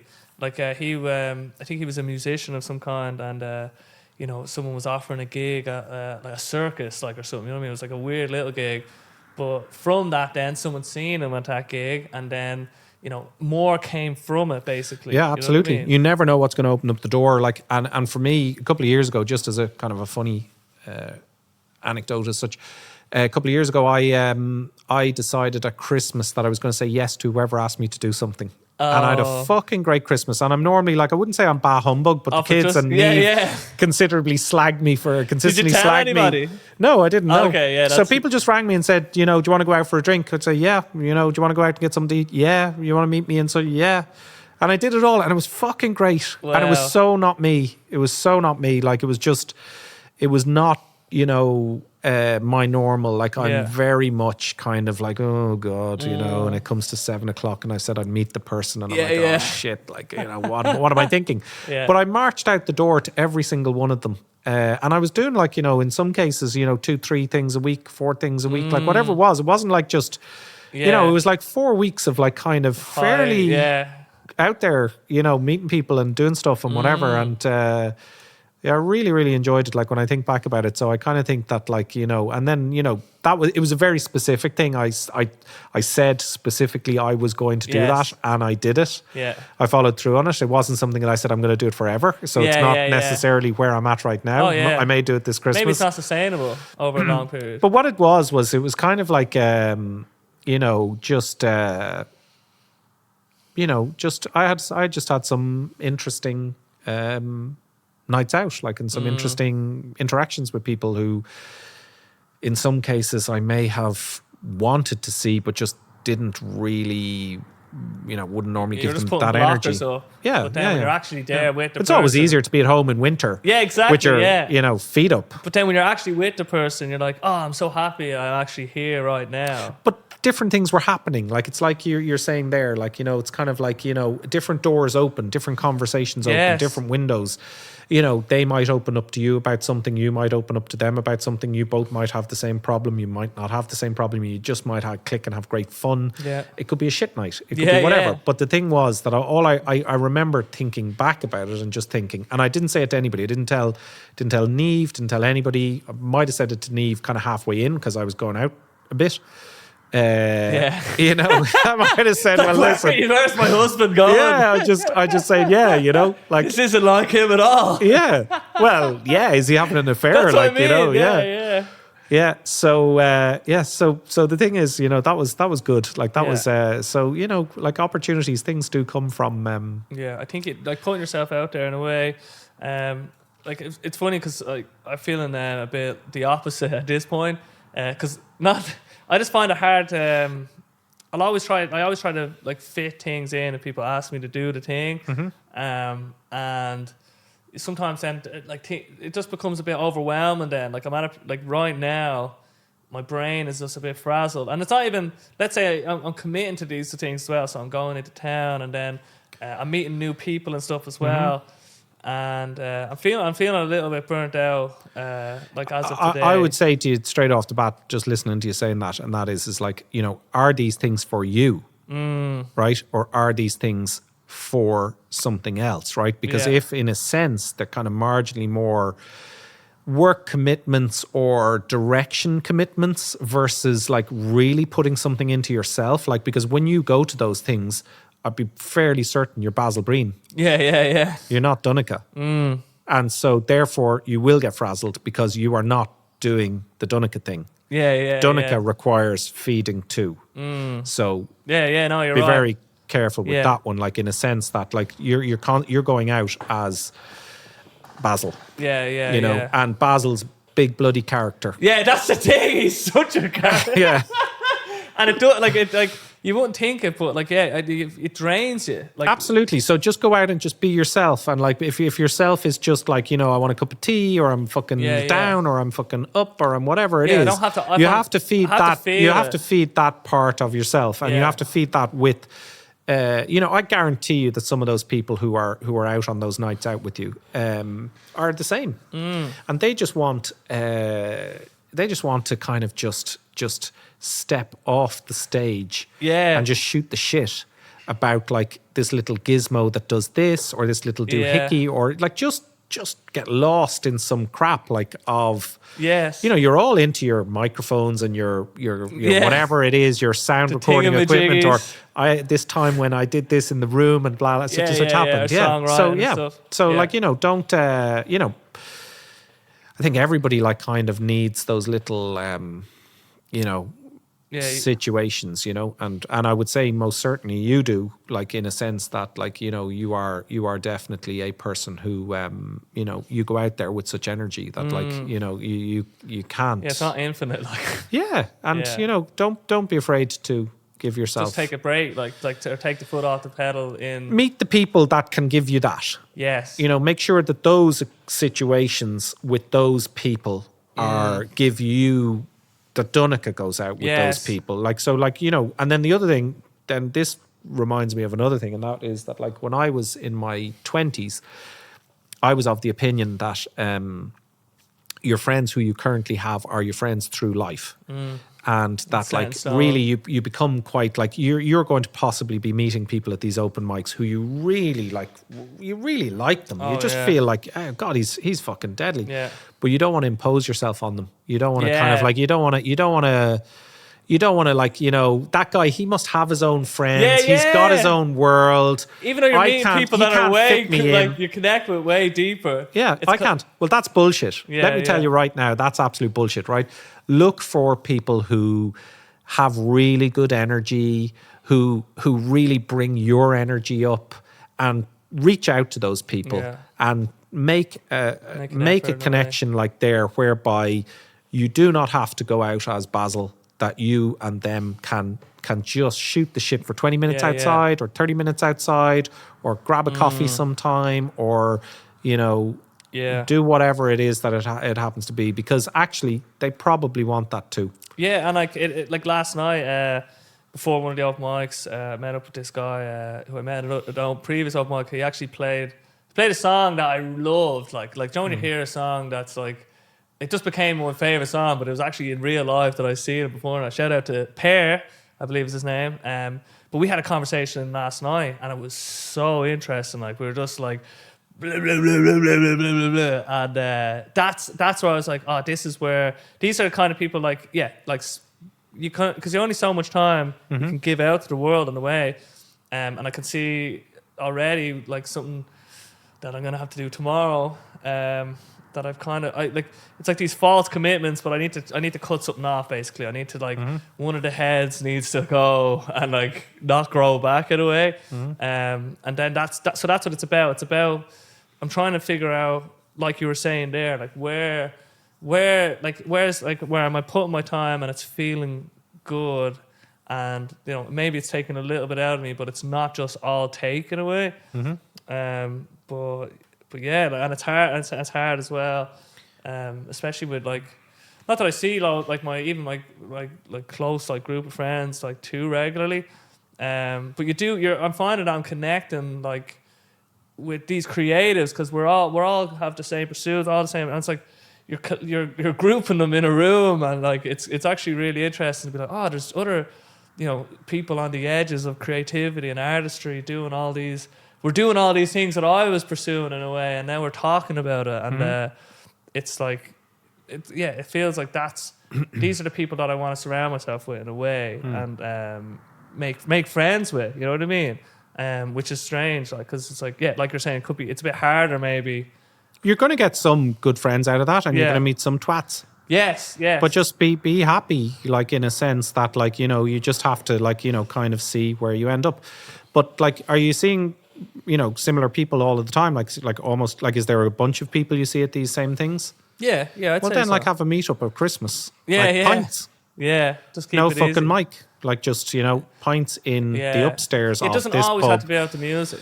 Yeah, pints in the upstairs of this pub. It's like the whatever it is, the open mic Christmas party. Yeah. You know what I mean? Like, and a dose of people go up into a room, and you just shoot the shit. Like It's interesting because just as you were saying, like that Christmas where you're saying yes to everything, that feeling, that feeling you were like, oh, I don't. When people ask you to do something, I almost feel like I hate imposing that on people in a weird way. Like like I know I should do it more, like, but asking people to do something in a way. Like I think the podcast is a little different. It's like, to do the podcast is like, I'm not like, we're both hopefully gaining something from the podcast, but if I'm like, do you want to just like hang out or do this thing or whatever? I'm here because I like your mind. Yeah, no, I know. Yeah, I appreciate that. And I like where you go, like, and all of that. And I always enjoyed when we work together.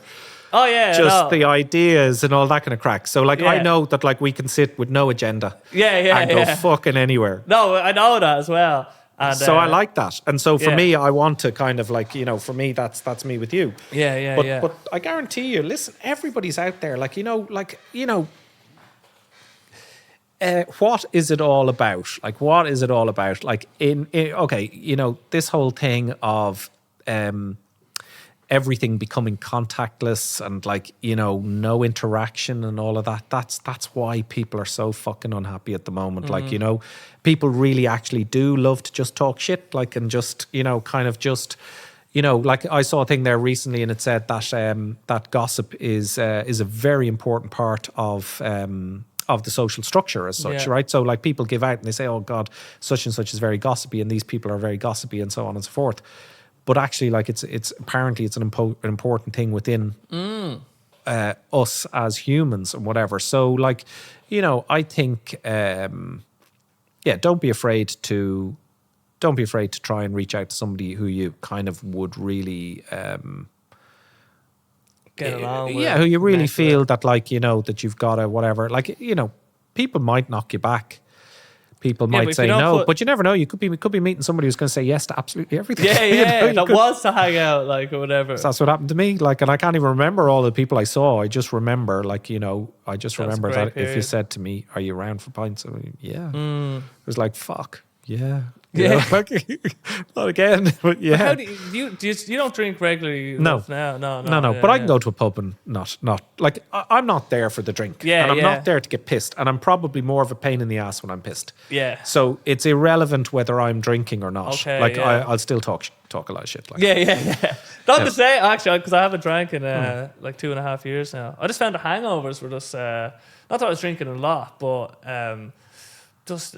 Like the hangovers make me the worst version of myself in a way. You know what I mean? Yeah, I never really enjoyed drinking. I never really enjoyed drinks. Like in recent years, I have a friend who's introduced me to craft beers. He's part of a craft brewery and it brought me to a festival and that really opened my eyes to those types of beers and I really enjoyed that. And so I can actually, you know, because the thing with the craft beer, for example, is like your favorite may never be in the pub ever again. Oh, yeah. You know what I mean? Like they're just constantly turning over and changing and so on and so forth. There's a few like big companies that do one that you'll see from pub to pub. But like the majority of like pubs that you go into and you see one that's on tap, it's made by Guinness or somebody. It's dreadful shit. Yeah. Like it's not really like a craft kind of beer as such. There are other ones out there. And so I would enjoy that. And so I'll have a drink, but I'm not there to get shit-faced. I'm not there to drink them to get shit-faced. But so actually that was funny. Like the craft beer just reminded me out of the blue. Like, so at the craft beer festival, right, there's people who bring cheeses. Oh yeah. And you go up and you get a beer and you go over to the table and like the guy says, "What are you drinking?" And he goes, "Oh, well, this is this and this." They make it like people are funny, like the things that they're into and what they bring. But you look at that and you just think that's just joyful. That's just joy. It's brilliant, you know, it's great. So you've got some guy giving you a cracker and he's telling you that cracker is going to work really well with that beer because that beer like, is whatever. You're like, like it does, he's saying it the same thing to everybody. It doesn't matter a shite, but it's just is really, you know, it is interesting when you get in a room with like-minded people and then you've got people within that room who have a slightly different take on that too. Like, so for argument's sake, we all love beer, but I love beer and crackers and cheese. Yeah. And we all love open mics, but I'm also something else. Yeah. And it's funny because I remember this one I did drink. I was in Cardiff, and like it was like wine and cheese, like a wine and cheese platter, like and you know I was just used to like drinking fucking cans down the lane or whatever, and then suddenly I was eating cheese and crackers and what's that, like the thick rosemary? I don't know what it is. Yeah, rosemary. Yeah, could be.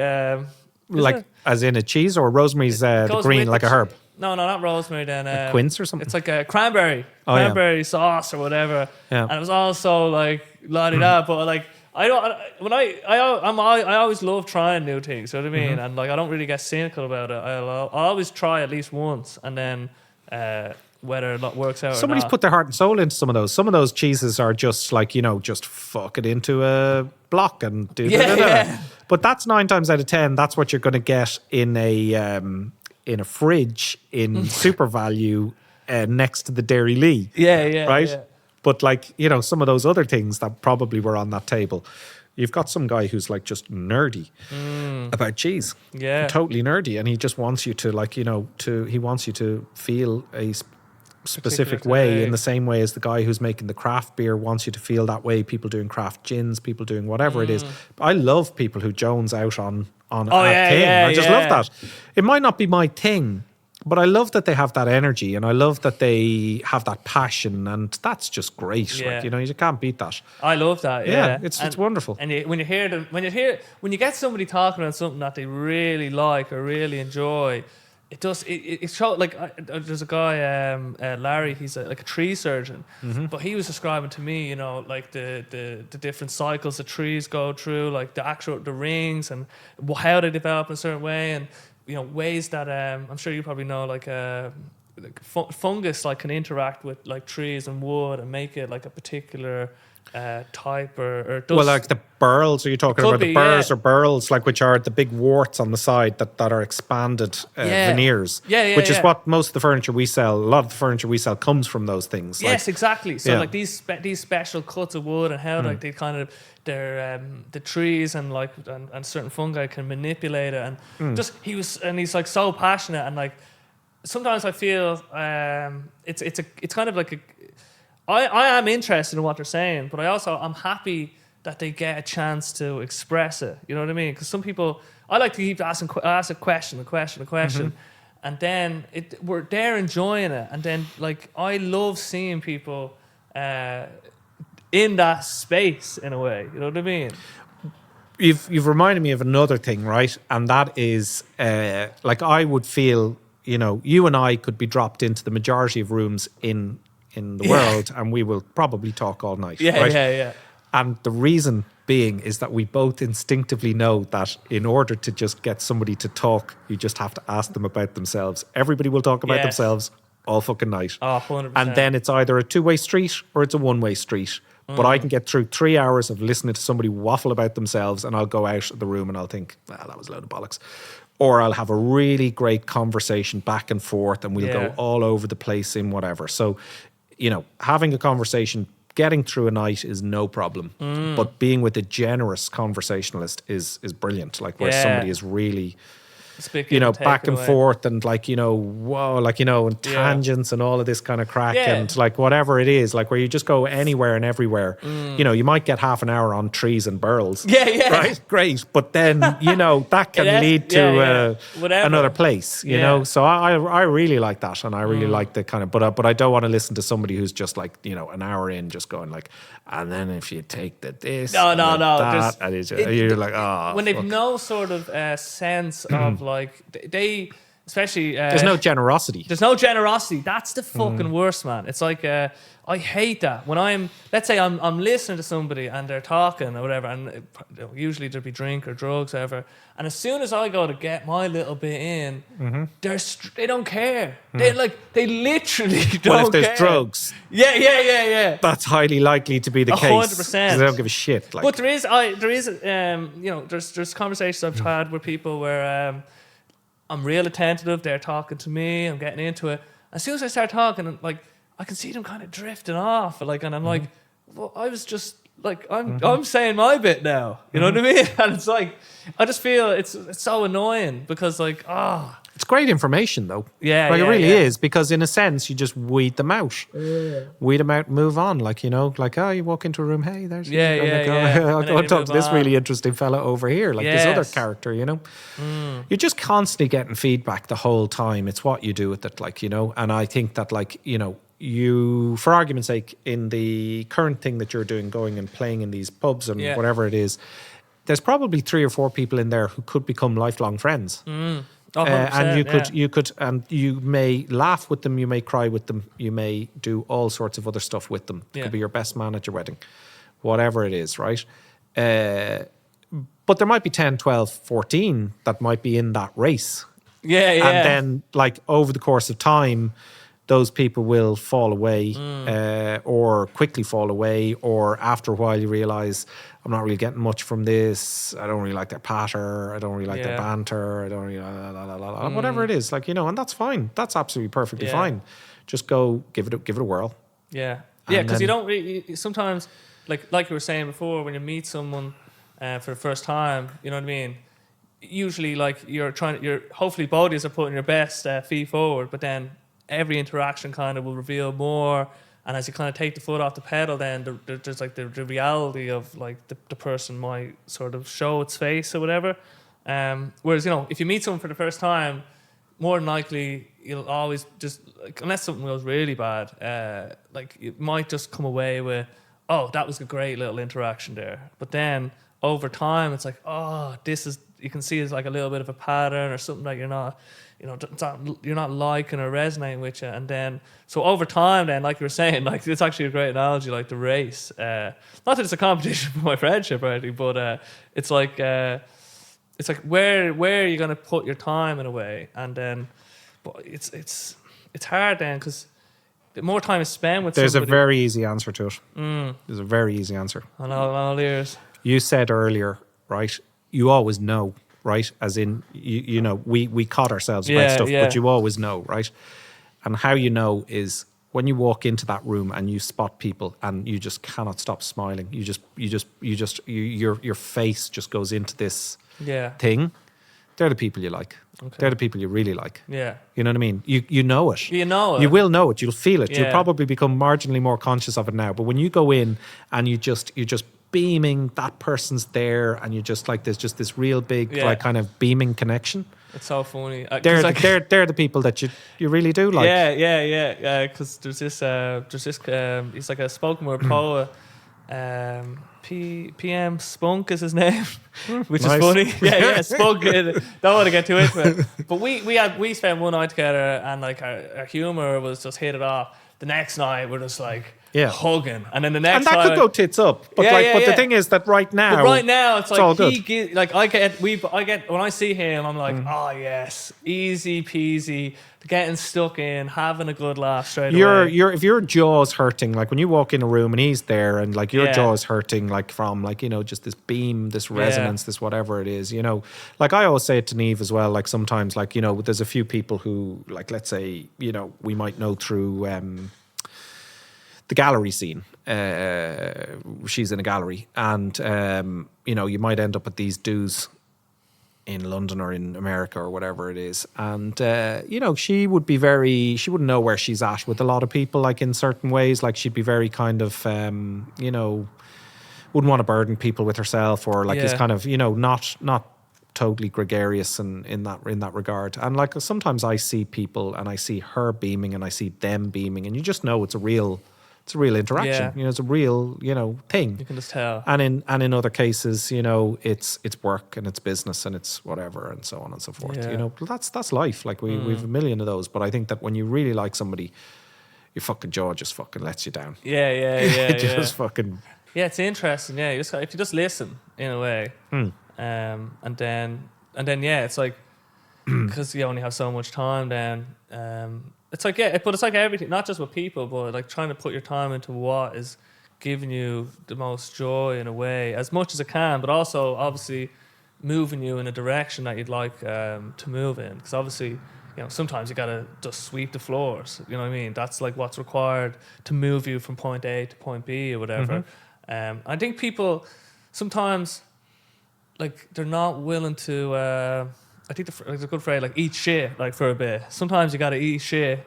You know, like, when I went to London, you know, I was on, like, I think it was like 18 grand a year. So it was just enough to basically, like, live in London, like, at what I could, and, like, get the odd cheeseburger from McDonald's. Like, so when I first got over there, I was just like, yes, just take me, please. Like, I'll basically just work for whatever. And but because I did that, then I developed skills over time. Like, I was willing to just, like, I could eat shit for a bit, and then, but it's hopefully moved me in a good direction in a way. But I suppose you have to know that sometimes you're eating shit and you're not moving anywhere, or you're just eating it, and it's like it's just making you sick. This analogy's gone too far. I think the thing is there's you're just not reading the feedback. Yeah, that's it. Like you just there's always feedback. In those instances, you could easily be with somebody who will just take. That is the feedback. Yeah. And in other instances, you're like that. You're on a journey together or whatever. The feedback is always there. Yeah. Feedback's always there. And don't get me wrong. I make a fucking huge amount of mistakes all the time. I find myself in difficult situations. I find myself saying yes to things I should say no to. And I find myself cowering from things that I should try and kind of hit head on. And I stand like trying to get something done and fucking falling to pieces inside. I have driven home from here at times, thinking this is an absolute load of bollocks. Like, I just need to... What am I doing? What am I doing with myself? Yeah. What am I doing with life? I've looked at people and I've thought, I really like the cut of your jib and I'd love to become friends, but I'm too nervous to fucking try and even remotely approach you. And I've approached other people and got negative, like got feedback, kickback or whatever. So, been through the whole whatever. But at the same time, I can only control me. So for argument's sake, if I wanted to take you right now and I wanted to change anything that I wished to change in you, I can't. Yeah. But I'd love to try because I'm a fucking control freak. Yeah. Right? Just do this. Yeah, absolutely. Yeah. If only Donegal was this, that, and the other, and whatever, right? And la, right? But I can't. So all I can do is control my interaction with you. Yes. How I feed you the information, what I like, how we kind of go about certain things. Whatever. That's all I can control. Yeah. And much and all as I would love to do others. So I just think, in terms of, I would be concerned about. There's a lot of talk about depression. There's a lot of talk about people being, especially post-COVID, people being sad and lonely. And like, I read a thing there the other day, somebody, I can't remember who it was, and they said they wished that sometimes when people looked in their eyes and said to them, "Are you okay?" And they said, "Yes, I am okay," that the person said, "I don't think you're okay." And forced them. Right. Yeah. I remember like when I was much younger and I was, smoking a lot of weed, which led into various other bits and pieces, that I do remember thinking at times that my mother and father were on to me a little bit. My father more so, I think. And at times I was kind of thinking, in a way, I wish that this did blow up. But I didn't want it to blow up because I wanted my cake and I wanted to eat my cake because I had the munchies. But basically, I did want it to blow up too because I wanted him to step in and guide me and help me and so on and so forth. So, so I kind of think with this whole COVID malarkey that maybe there are people out there who want a little bit more chit-chat and a little bit more interaction and a little bit more something, and I hope that they get it, and I hope that they reach out, and I hope that if they are reached out to, that they say yes, and that they may have to, sit through some fucking boring nights. Yeah. And they may have some absolute dingers. But you have to be willing to get out there and play, otherwise you won't... Do you know a guy, Richard E. Grant? He was in a film years ago. He's famous for a film called With the Nail and I. So everybody of my generation would know Richard E. Grant. Yeah. He was like in Ratatouille. I think he was. No, he wasn't. He wasn't Egon. He's in various things. Some people would know him. His wife died a couple of years ago, or a year ago, 2 years ago. I don't remember exactly when, and well before her time, etc., etc. And he's got a very kind of upbeat Instagram. But I really feel like he really is. I think he's trying to make everyone around him better. I'm not sure he's better. And, I hope he finds those situations for himself that maybe he is extremely happy. But I look into his eyes and I don't totally buy. Yeah, I don't totally buy that. Like in terms of what I'd saying there earlier about somebody looking in and saying like, I really, because we all go, I know, like go grand.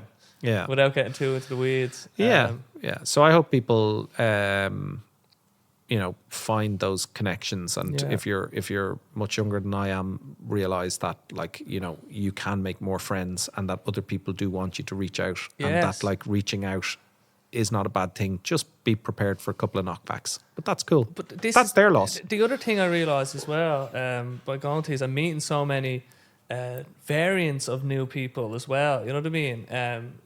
That even just going to these I'm sure there's like not just for musicians. I'm sure there's ones for like pottery or whatever the case may be.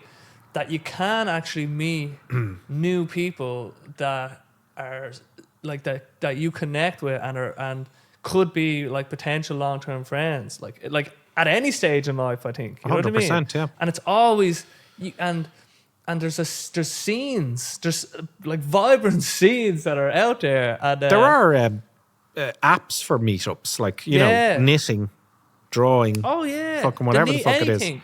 And even just, I think just like simple, like walking. But at the same time, it's important to realize that like in an average day, you may have one of those interactions, and don't just expect it to happen in a group of like-minded individuals. Yes, exactly. Yeah, and because that could become. And also, it's like it's difficult, like the guy I met last night, Per. He only moved here a few months ago, and he'd been like traveling around a few places. He's playing his music in Berlin. He wasn't connecting there in Berlin. His grandfather, I think he passed away recently enough, but he basically kind of instilled in this idea that Ireland is where you should go. And then suddenly we're sitting there, and like this guy he's like a Rolodex of like literary quotes. You know what I mean? Really well read. And I'm just like, Jesus Christ. But we're just hitting it off. And then it's like because he threw himself out there into the world. You know what I mean? Now we're able to connect because he was brave enough to kind of say, "Fuck it, I'm just going to move to Ireland," like on his own, basically, and see what happens. Now he doesn't have to be that drastic where he moved to a different country, but maybe you can go to one of these knitting societies and you could meet new people. Like you know. Well, you are going to one of those. Yeah.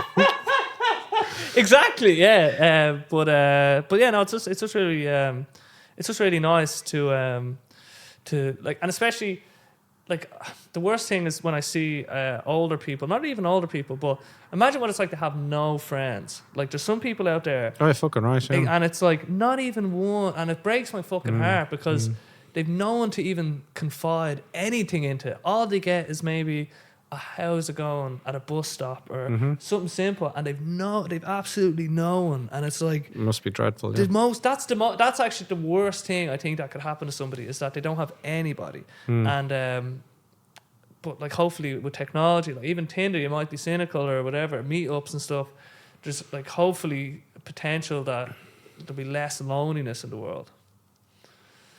Well, I think that like it sounds to me like we're making it more difficult, and we're a lot more cynical, and we're afraid of each other because we're not worthy of others, because we're being fed these lies that this person is cool and exciting and having a great time, and we're really boring and we just want to sit at home and watch the box and watch repeats of whatever and drink wine or whatever the fuck it is, you know.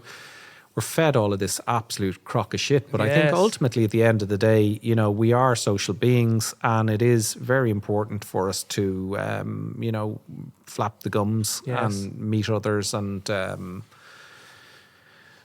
get that out. Like, you know, for me, you know, Niamh asked me a while ago, what do I like about in here? And this goes back to like what I've said to you before and what I was saying to you earlier. And that is like, I really have to get through my day. And my day is whatever it happens to be. And when people come here, you know, wherever the conversation takes us, sometimes it's great crack and people are just really fun and funny and like really interesting, and like they just buzz off the whole thing, and other people just want to talk about the piece, not talk about the piece, get in, get out. 2 guys came here recently and I was doing something, and then I saw them and I said, you know, is there something specific you'd like to see, which so I can point people in the right direction. Not trying to sell them a specific item, like just saying, like, if you want to see sideboards, that's where they are. If you want to see sofas, that's where they are, and so on and so forth. And so they kind of said, no, just a general goo, you know, whatever. And they started working they started looking kind of a good bit away from me, and then they worked towards where I was. But at that given moment, I went to do something. I just said, how are you getting on? And I went to do something. And then before I knew it, they'd gone. Yeah. And I just thought like that is just such a dreadful, like their perception of my place now is entirely how they picked it up and how they felt about it. Yes. I don't know what that is, but we have not met. I don't know anything about them. They don't know anything about me. We haven't kind of, they don't owe me that, and I don't owe them that per se, but I do think that they would have had a much nicer interaction, just going around and having a look at the thing and maybe a little bit of a chit chat about the stuff or whatever, because and it doesn't matter if they don't buy anything and they leave. That's like, they might have had a slightly nicer time. Like they're out in Lusk. They've taken the time to get out to Lusk. Exactly, yeah. It's a big, drafty, cold warehouse. Like, could have been a little bit of a nicer interaction. And for me, that helps me get through my day. And then as a result of it, like there are people who, when my phone rings and I see their name in it, it's great. And I'm going to like I've had a lady recently, I don't even care to put a number on her age, but she's of an older vintage. And I'm talking to her about her piece of furniture, and then we're talking about politics, and then we're talking about this. And we're all over the place, all over the place about stuff. And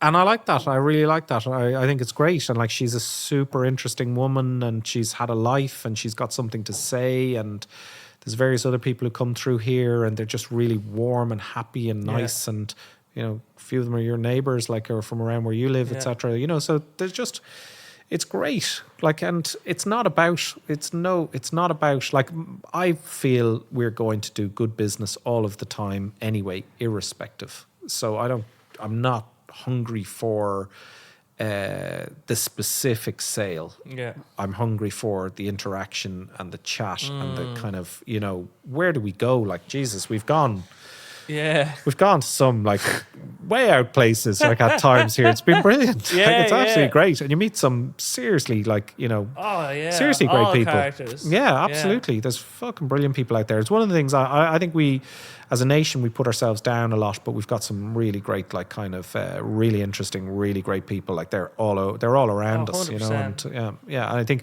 and an interesting one somebody said there a while ago, which I thought was good, is that they were talking about the difference between, say, Ireland and Brexit, or like, say, countries like France and Ireland and whatever. And what they said was that most of us perceive Ireland to have been a complete shithole, right? Yeah. And so we are very happy to move forward into this bright new world. Yeah. And so we embrace all that is new, and we are really future thinking. And other people perceive that their country was great many, many moons ago. It was a much better place previously. And so they hark back to that time. And so they are constantly looking backwards. They're not embracing the future. And I think the Irish are running towards the future. And that's great. I love that. Yeah. Yeah. And I feel that, like, here, like, in terms of a lot of the people I meet. So, yeah, I like it. And I think, like what you were kind of alluding to a little bit, is if we don't, like, flap our gums in a way, and we're losing that a bit, I think we're becoming a little bit more closed off in relation to, there's, like, self-checkouts, there's Amazon deliveries, there's Just Eat. And like them people who showed up and didn't even interact with whatever, there's like I think there's a block, like, for people, like, to even sometimes ring a chipper or whatever it is, like kids don't ring. My kids don't ring anybody. That's what I mean. Like not gonna happen. Yeah, it's not gonna happen, and it's so interesting. Like they leave each other voice memos. Yeah. Well, at least that it's better than text. Yeah, but it was text, but it's funny. Like, they will categorically not ring people. Yeah. They might ring me, but nobody else. I heard something, like, let's say, ringing for, like, something that you need to book or doing something. I understand that. But I heard Stephen Fry talk about, like, let's say if I just rang someone randomly. And I think that's kind of a lost thing in a way. Like, it's like showing up randomly in their room, like, wherever they are, just going, how are you getting on? Like, are you ready to talk to me? Like, no matter what you're doing, it's like, it's time to talk to me now. Which I thought was kind of funny. And it reminded me, my uncles, who are super old school, like, they'll just show up, like, at they used to, like, or they will every now and again, like, they'll just knock on my door, like like a random time, and just be like, "How are you getting on?" And they just come in and sit That's good. there. No, it's brilliant. But it's like like there's no one really doing that anymore. Just being like, "Oh yeah, I'll just come in completely unannounced." Like When I was in school, we had a phone box outside the school, and I was in a boarding school, so we'd have to use the phone to ring home or ring whatever. So there was one phone, and it was just doing free calls to anywhere in the world, right? And a couple of us copped onto it pretty quickly, right? That like you could literally ring anywhere and whatever, right? So I started to ring, like I'd gone through everybody I could think of, right? And like I was ringing friends of my parents in America. I'd be talking to them for half an hour. Oh, like my goodness. This is like people who are way older than me. I'd be talking to friends of mine, their dads, their mums, you know, and I had these massive conversations like with all of these people just randomly, like whatever. One day we took out the phone book, like, and we picked a place in Australia called Wagga Wagga. And we just thought it was a really funny name. So we just dialed the code, and then we just kept putting in numbers till we got through to somebody. And I just started chatting to this guy randomly, and then like talking to another guy in Nassau in the Bahamas. And we were just chatting to them. Like we could be 20 minutes, half an hour on the phone. Jesus. Like we were talking to one guy, and we were saying, like I was talking to one guy in the Bahamas, and I said, I'm thinking of coming out next week, and I'm thinking of doing a bit of surfing. What's the surf like? And your man says, the surf is fucking great. He said, but it's 4:00 in the morning. What the fuck are you ringing me for? But he told me how the surf was before he told me to fuck off. It's great, which was brilliant. And then we rang another number. So a friend of mine got like we rang this guy in the Bahamas. And then I said to him, right, ring another guy in the Bahamas, right? So he rings this number in the Bahamas, and I start talking to the guy, and I did the same thing. We're coming out surfing, and just we were kids, random shite.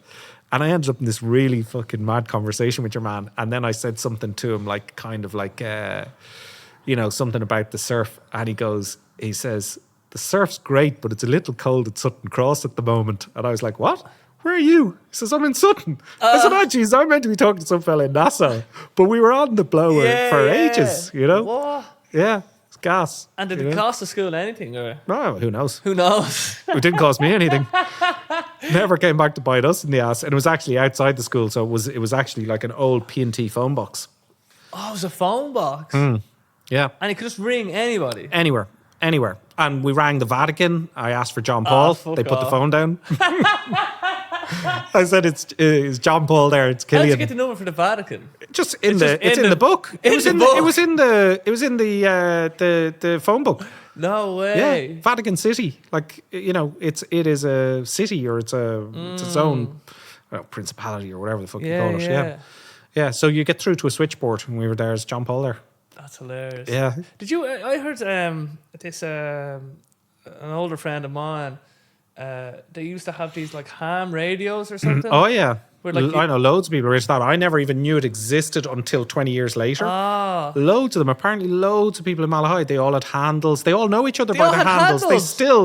They still recognise each other around Malahide and talk to each other. Like some of them, it is their nickname. So let me just describe this for people. So like, imagine you had like these little radios that emit like frequency, whatever. And then there's other people, like I don't know how many miles they cover, maybe a 5 mile radius. It seems fairly decent. Fairly decent, yeah. So everyone had these ham radios. And you'd be able to say, oh, hello, is this blah, blah, blah. And then you'd send your signal out there, and then someone could pick up on it. And I heard my friend's brother, they used to have like a little radio station, like or like a radio show at like a certain hour every night, like, and then other people would tune in to listen to them, like just like a little localized, like just teenagers having a bit of crack. But I didn't even realize that existed, and it's such an interesting like pre-internet technology that even if the internet didn't exist, you can imagine because we used to. I remember.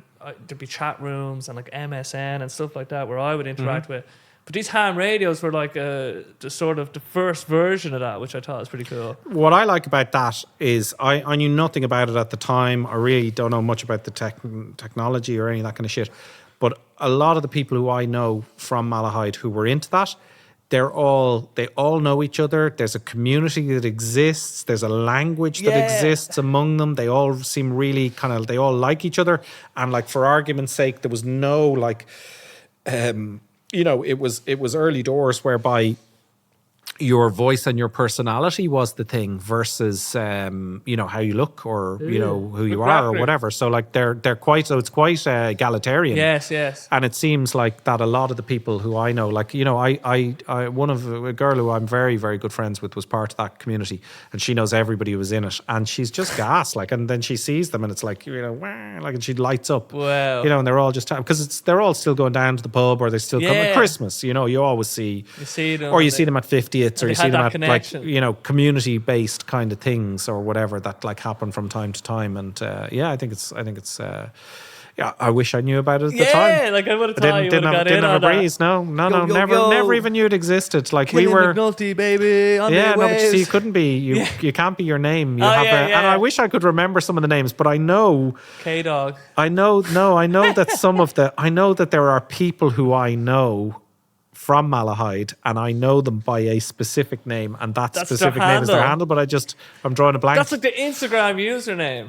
Yeah, That's what I mean. I didn't know there was a whole ecosystem of like pre-internet technology that's basically mirroring a lot of what is out today, which I just thought was it's just really cool, actually. yeah. There's always, you know, like if there's a will, there's a way. There's always like I think it goes back to what we've been saying most of tonight, and that is communication. People just want it and just need it, and it's a bloody good thing. Like, and you know, don't be afraid of it.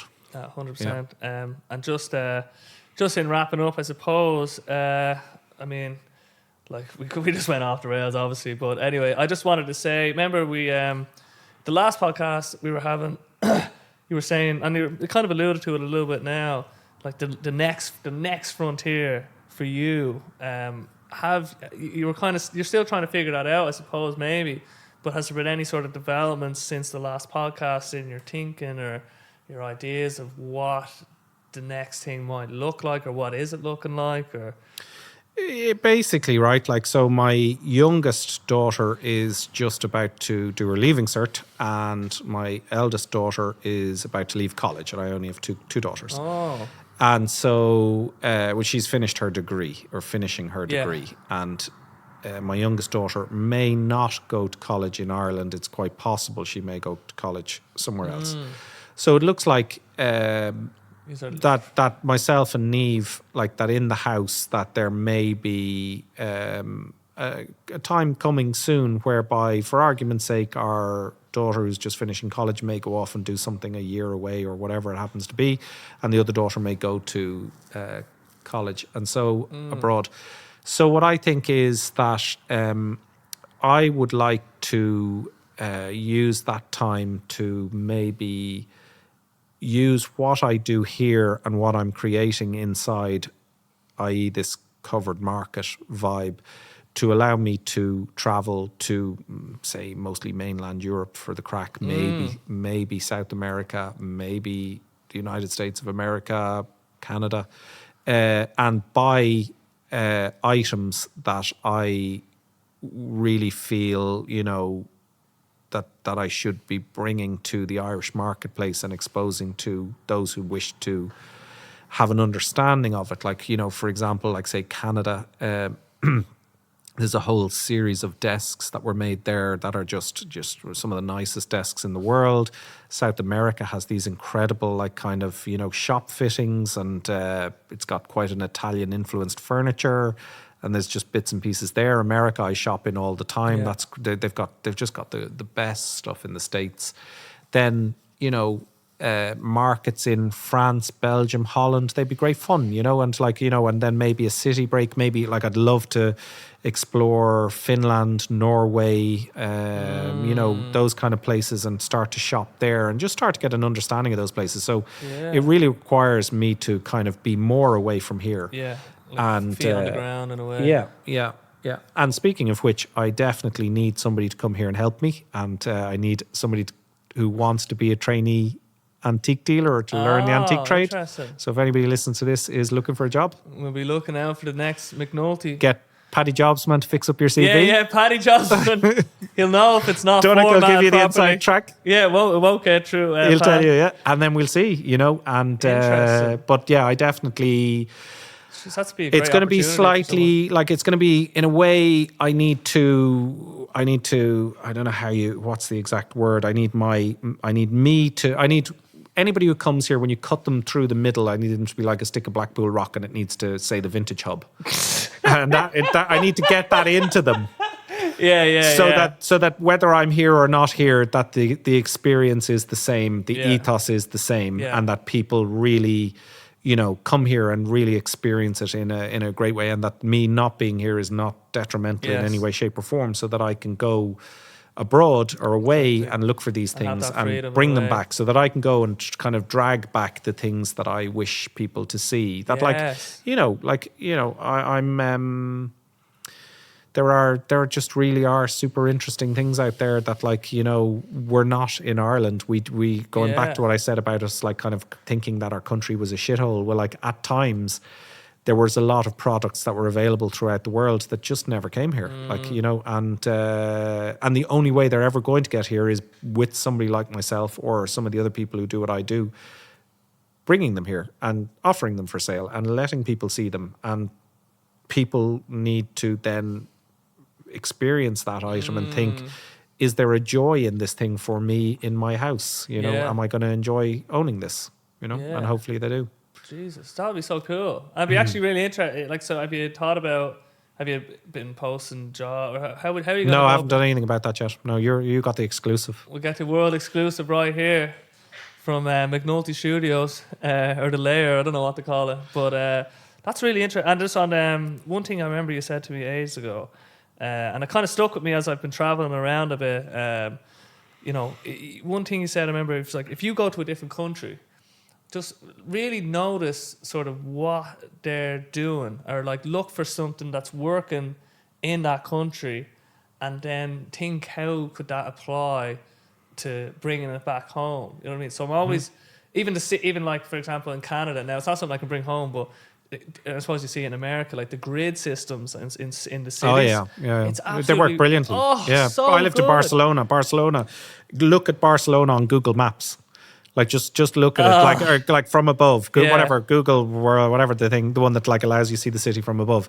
It's got a street called Diagonal. It's a diagonal line through the fucking through the grid. Yeah, it's fucking brilliant. Wow. It's so easy. Yeah, it's such a great city it's so easy to figure out things when there's a grid. Yeah. And then you see things elsewhere, but it's interesting just to when you're looking at it with that eye, then you kind of realize that there's loads of ways of doing things as well. And it kind of opens your mind. Travel of any kind opens your mind sort of to different possibilities, or that your current paradigm isn't the only way of viewing it in a way. And I suppose by going to these new markets, and bringing people furniture, you might at some level it's furniture, but in another way it's a different art it's thinking form. Yes You're bringing them a different way of thinking, in a sense, really, because they've thought about it.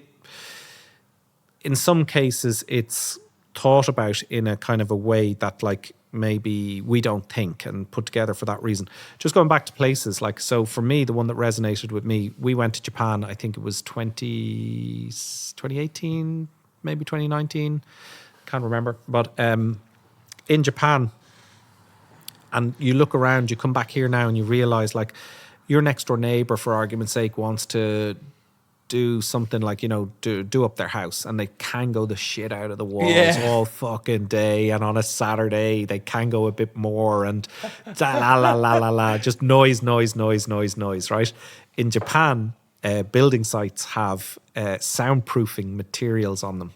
They have a sound, they have a whatever the machine that reads the decibels, and outside it tells those passing by what decibels are being made or generated on that site. What? And they cannot go above a specific noise. And then you're going past a JCB that is tearing up the road, right? And we're there with this fucking annoying thing just going and your head wants to explode. They have this claw that's just quietly eating the road. Wow. It's brilliant. Yeah. And it just goes to show you, we've just said, fucking game on, lads. Do whatever the fuck you want. Don't bother your whole thinking about anybody else. Just don't. No, fuck it.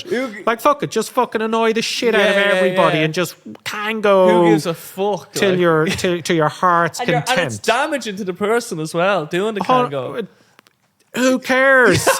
Get on with it. You know what I mean? That's so funny. It's dreadful. Yeah. And we're letting, and like, you know, you're driving down a street in Dublin and they've just gone and they've laid like beautiful tarmac from one end of the thing to the next. And then some prick needs water. So they cut a little hole out then they sort themselves out or whatever it is. And then they cover it back up badly. So there's your first bump on your bicycle. And a few weeks later, somebody else does it and somebody else does it. Next thing, you're cycling on a jigsaw puzzle of shite tarmac. Like Griffith Avenue right now is just horrendous. It's the worst thing ever to drive down.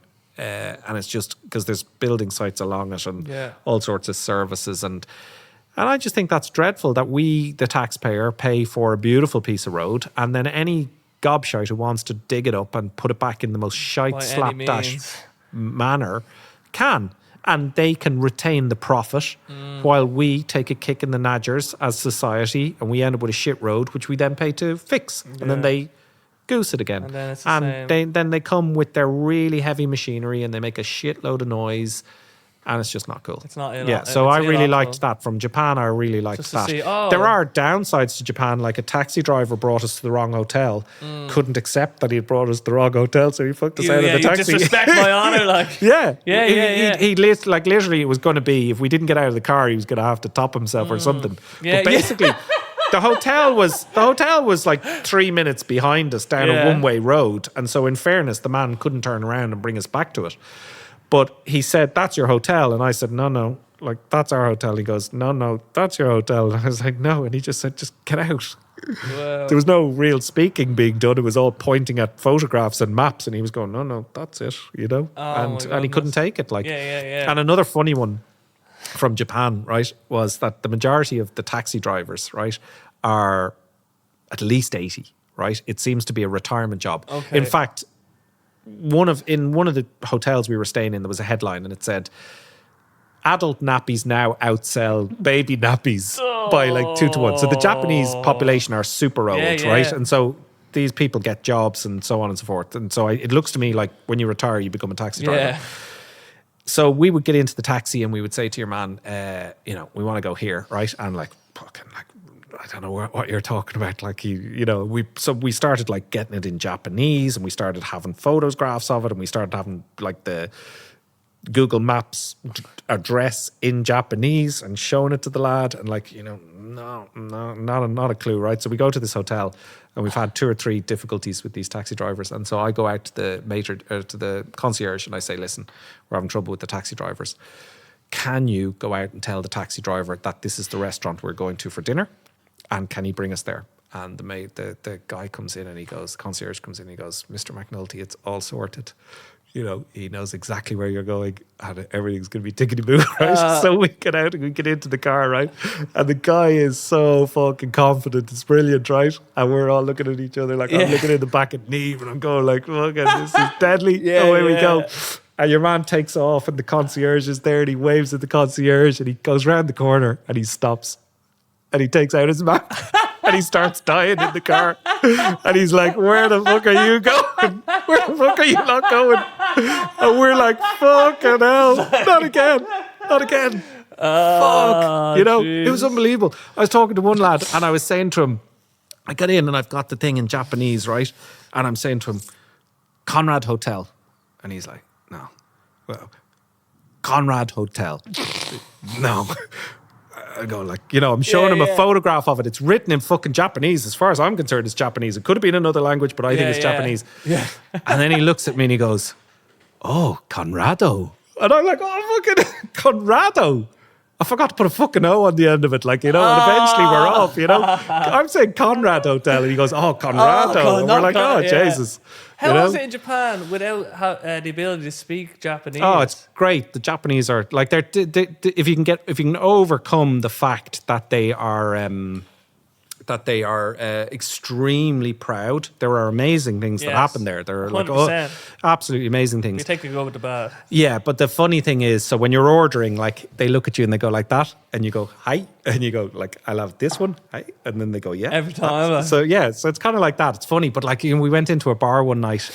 We stayed in Tokyo train station. There's a hotel, and it's mad. Like there's just a half a kilometer long corridor because it's the same shape as the hotel. Yeah. Downstairs, there are levels. There's hundreds of thousands of people going home. There's like, you bring home a bun or a box of chocolates or popcorn or whatever it is, or you go down, you buy a suitcase or clothes, and different levels of shopping just in this train station, and just hundreds of thousands of people. Just like there's a whole street of ramen bars called Ramen Street down below the train station. Ramen Street. So anyway, we ended up in the bar in the hotel, and there's a lad dressed as Harry Potter who's absolutely like a Japanese ossified. lad. Yeah, he's out for the count dressed as Harry Potter with his head on the bar. Harry Potter was gonzo. Oh, it's gas. It's anything goes. It's great. Like it's certainly an interesting place. It's definitely It's way. I say it's like, whereas like Canada and America, like it's like. I think America's fucked. Like I don't know about Canada, but I think America's. But fucked. I mean, in terms of like Western, like with Japan, it's like it feels like an alien. Not that I've been there, but like just as an outsider looking in, completely different language, like all this like robotic stuff or whatever. Well, you can walk into a building, right? Like you can walk into what looks like an office block, and it's a bloody it's a mall. And there's just like, so I was standing outside this place. It was across from the Tokyo hotel, and I could see a nice shop in the corner. And I thought, I'll go into that shop, and the door that like I could get in, that I thought I was going to get in, wasn't the door in. So I went around another door. But as I went in, I saw another shop, and I thought, oh look, there's another shop. Then I see an escalator down to a dose more shops. And then I see it's got like 5-6 floors of shops. You couldn't tell it from outside. You wouldn't have had a breeze that they were even in there, except for the fact that the one on the corner was lit up and you could see their stock. Wow. So it's interesting in that sense. It's not as kind of, now, whereas Osaka is plastic, and like there's people standing in windows, like, trying to get you in, and there's all sorts of noises, and there's all like, it's just bing bong and ding doo and la la, whatever it is. It's really like, really Osaka is like kind of gas but oppressive. Yeah. Like in noise, sound, light, whatever. Didn't quite see as much of that in Tokyo, but we preferred Kyoto, which was very quiet. But then there's another funny thing that happens there, and that is that drivers of trains, drivers of buses, drivers of taxis, right? There's kind of almost no... you're kind of almost not allowed to think on your own, right? So effectively, there's no kind of just, make it up as you go along type of thing. So what actually happens is that they have to acknowledge that the light has turned red. They have to acknowledge that the light has turned green. So they have to show you that they see what's happening, right? So there's all sorts of noises, and there's all sorts of, like, it's like singing, it's like a song and whatever. So like you're on the tram and a red light goes, and the driver will point to the red light, and he'll say something about the red light. And then when it goes green, he'll say something. No, he acknowledges it with a specific word or a specific few words, and then and the taxi drivers are the same. They'll pull up. So you don't point at things, you do a flat hand and like, whatever. And they all do this everywhere you go. It's gas, and it's just kind of like, we must follow the instruction manual to the nth degree. There's no random stuff. Just to make sure that we're all... I think the benefit is, like, if you think about, like, say, ordinary life, like here, you've got, somebody deviates from a plan and something bad happens. A person, whatever. And then, like, you all end up in court and somebody says, well, I deviated from the plan and whatever, right? So those lads, it's just regimented. Yeah, they accept procedure. They're not gonna have a noisy drill.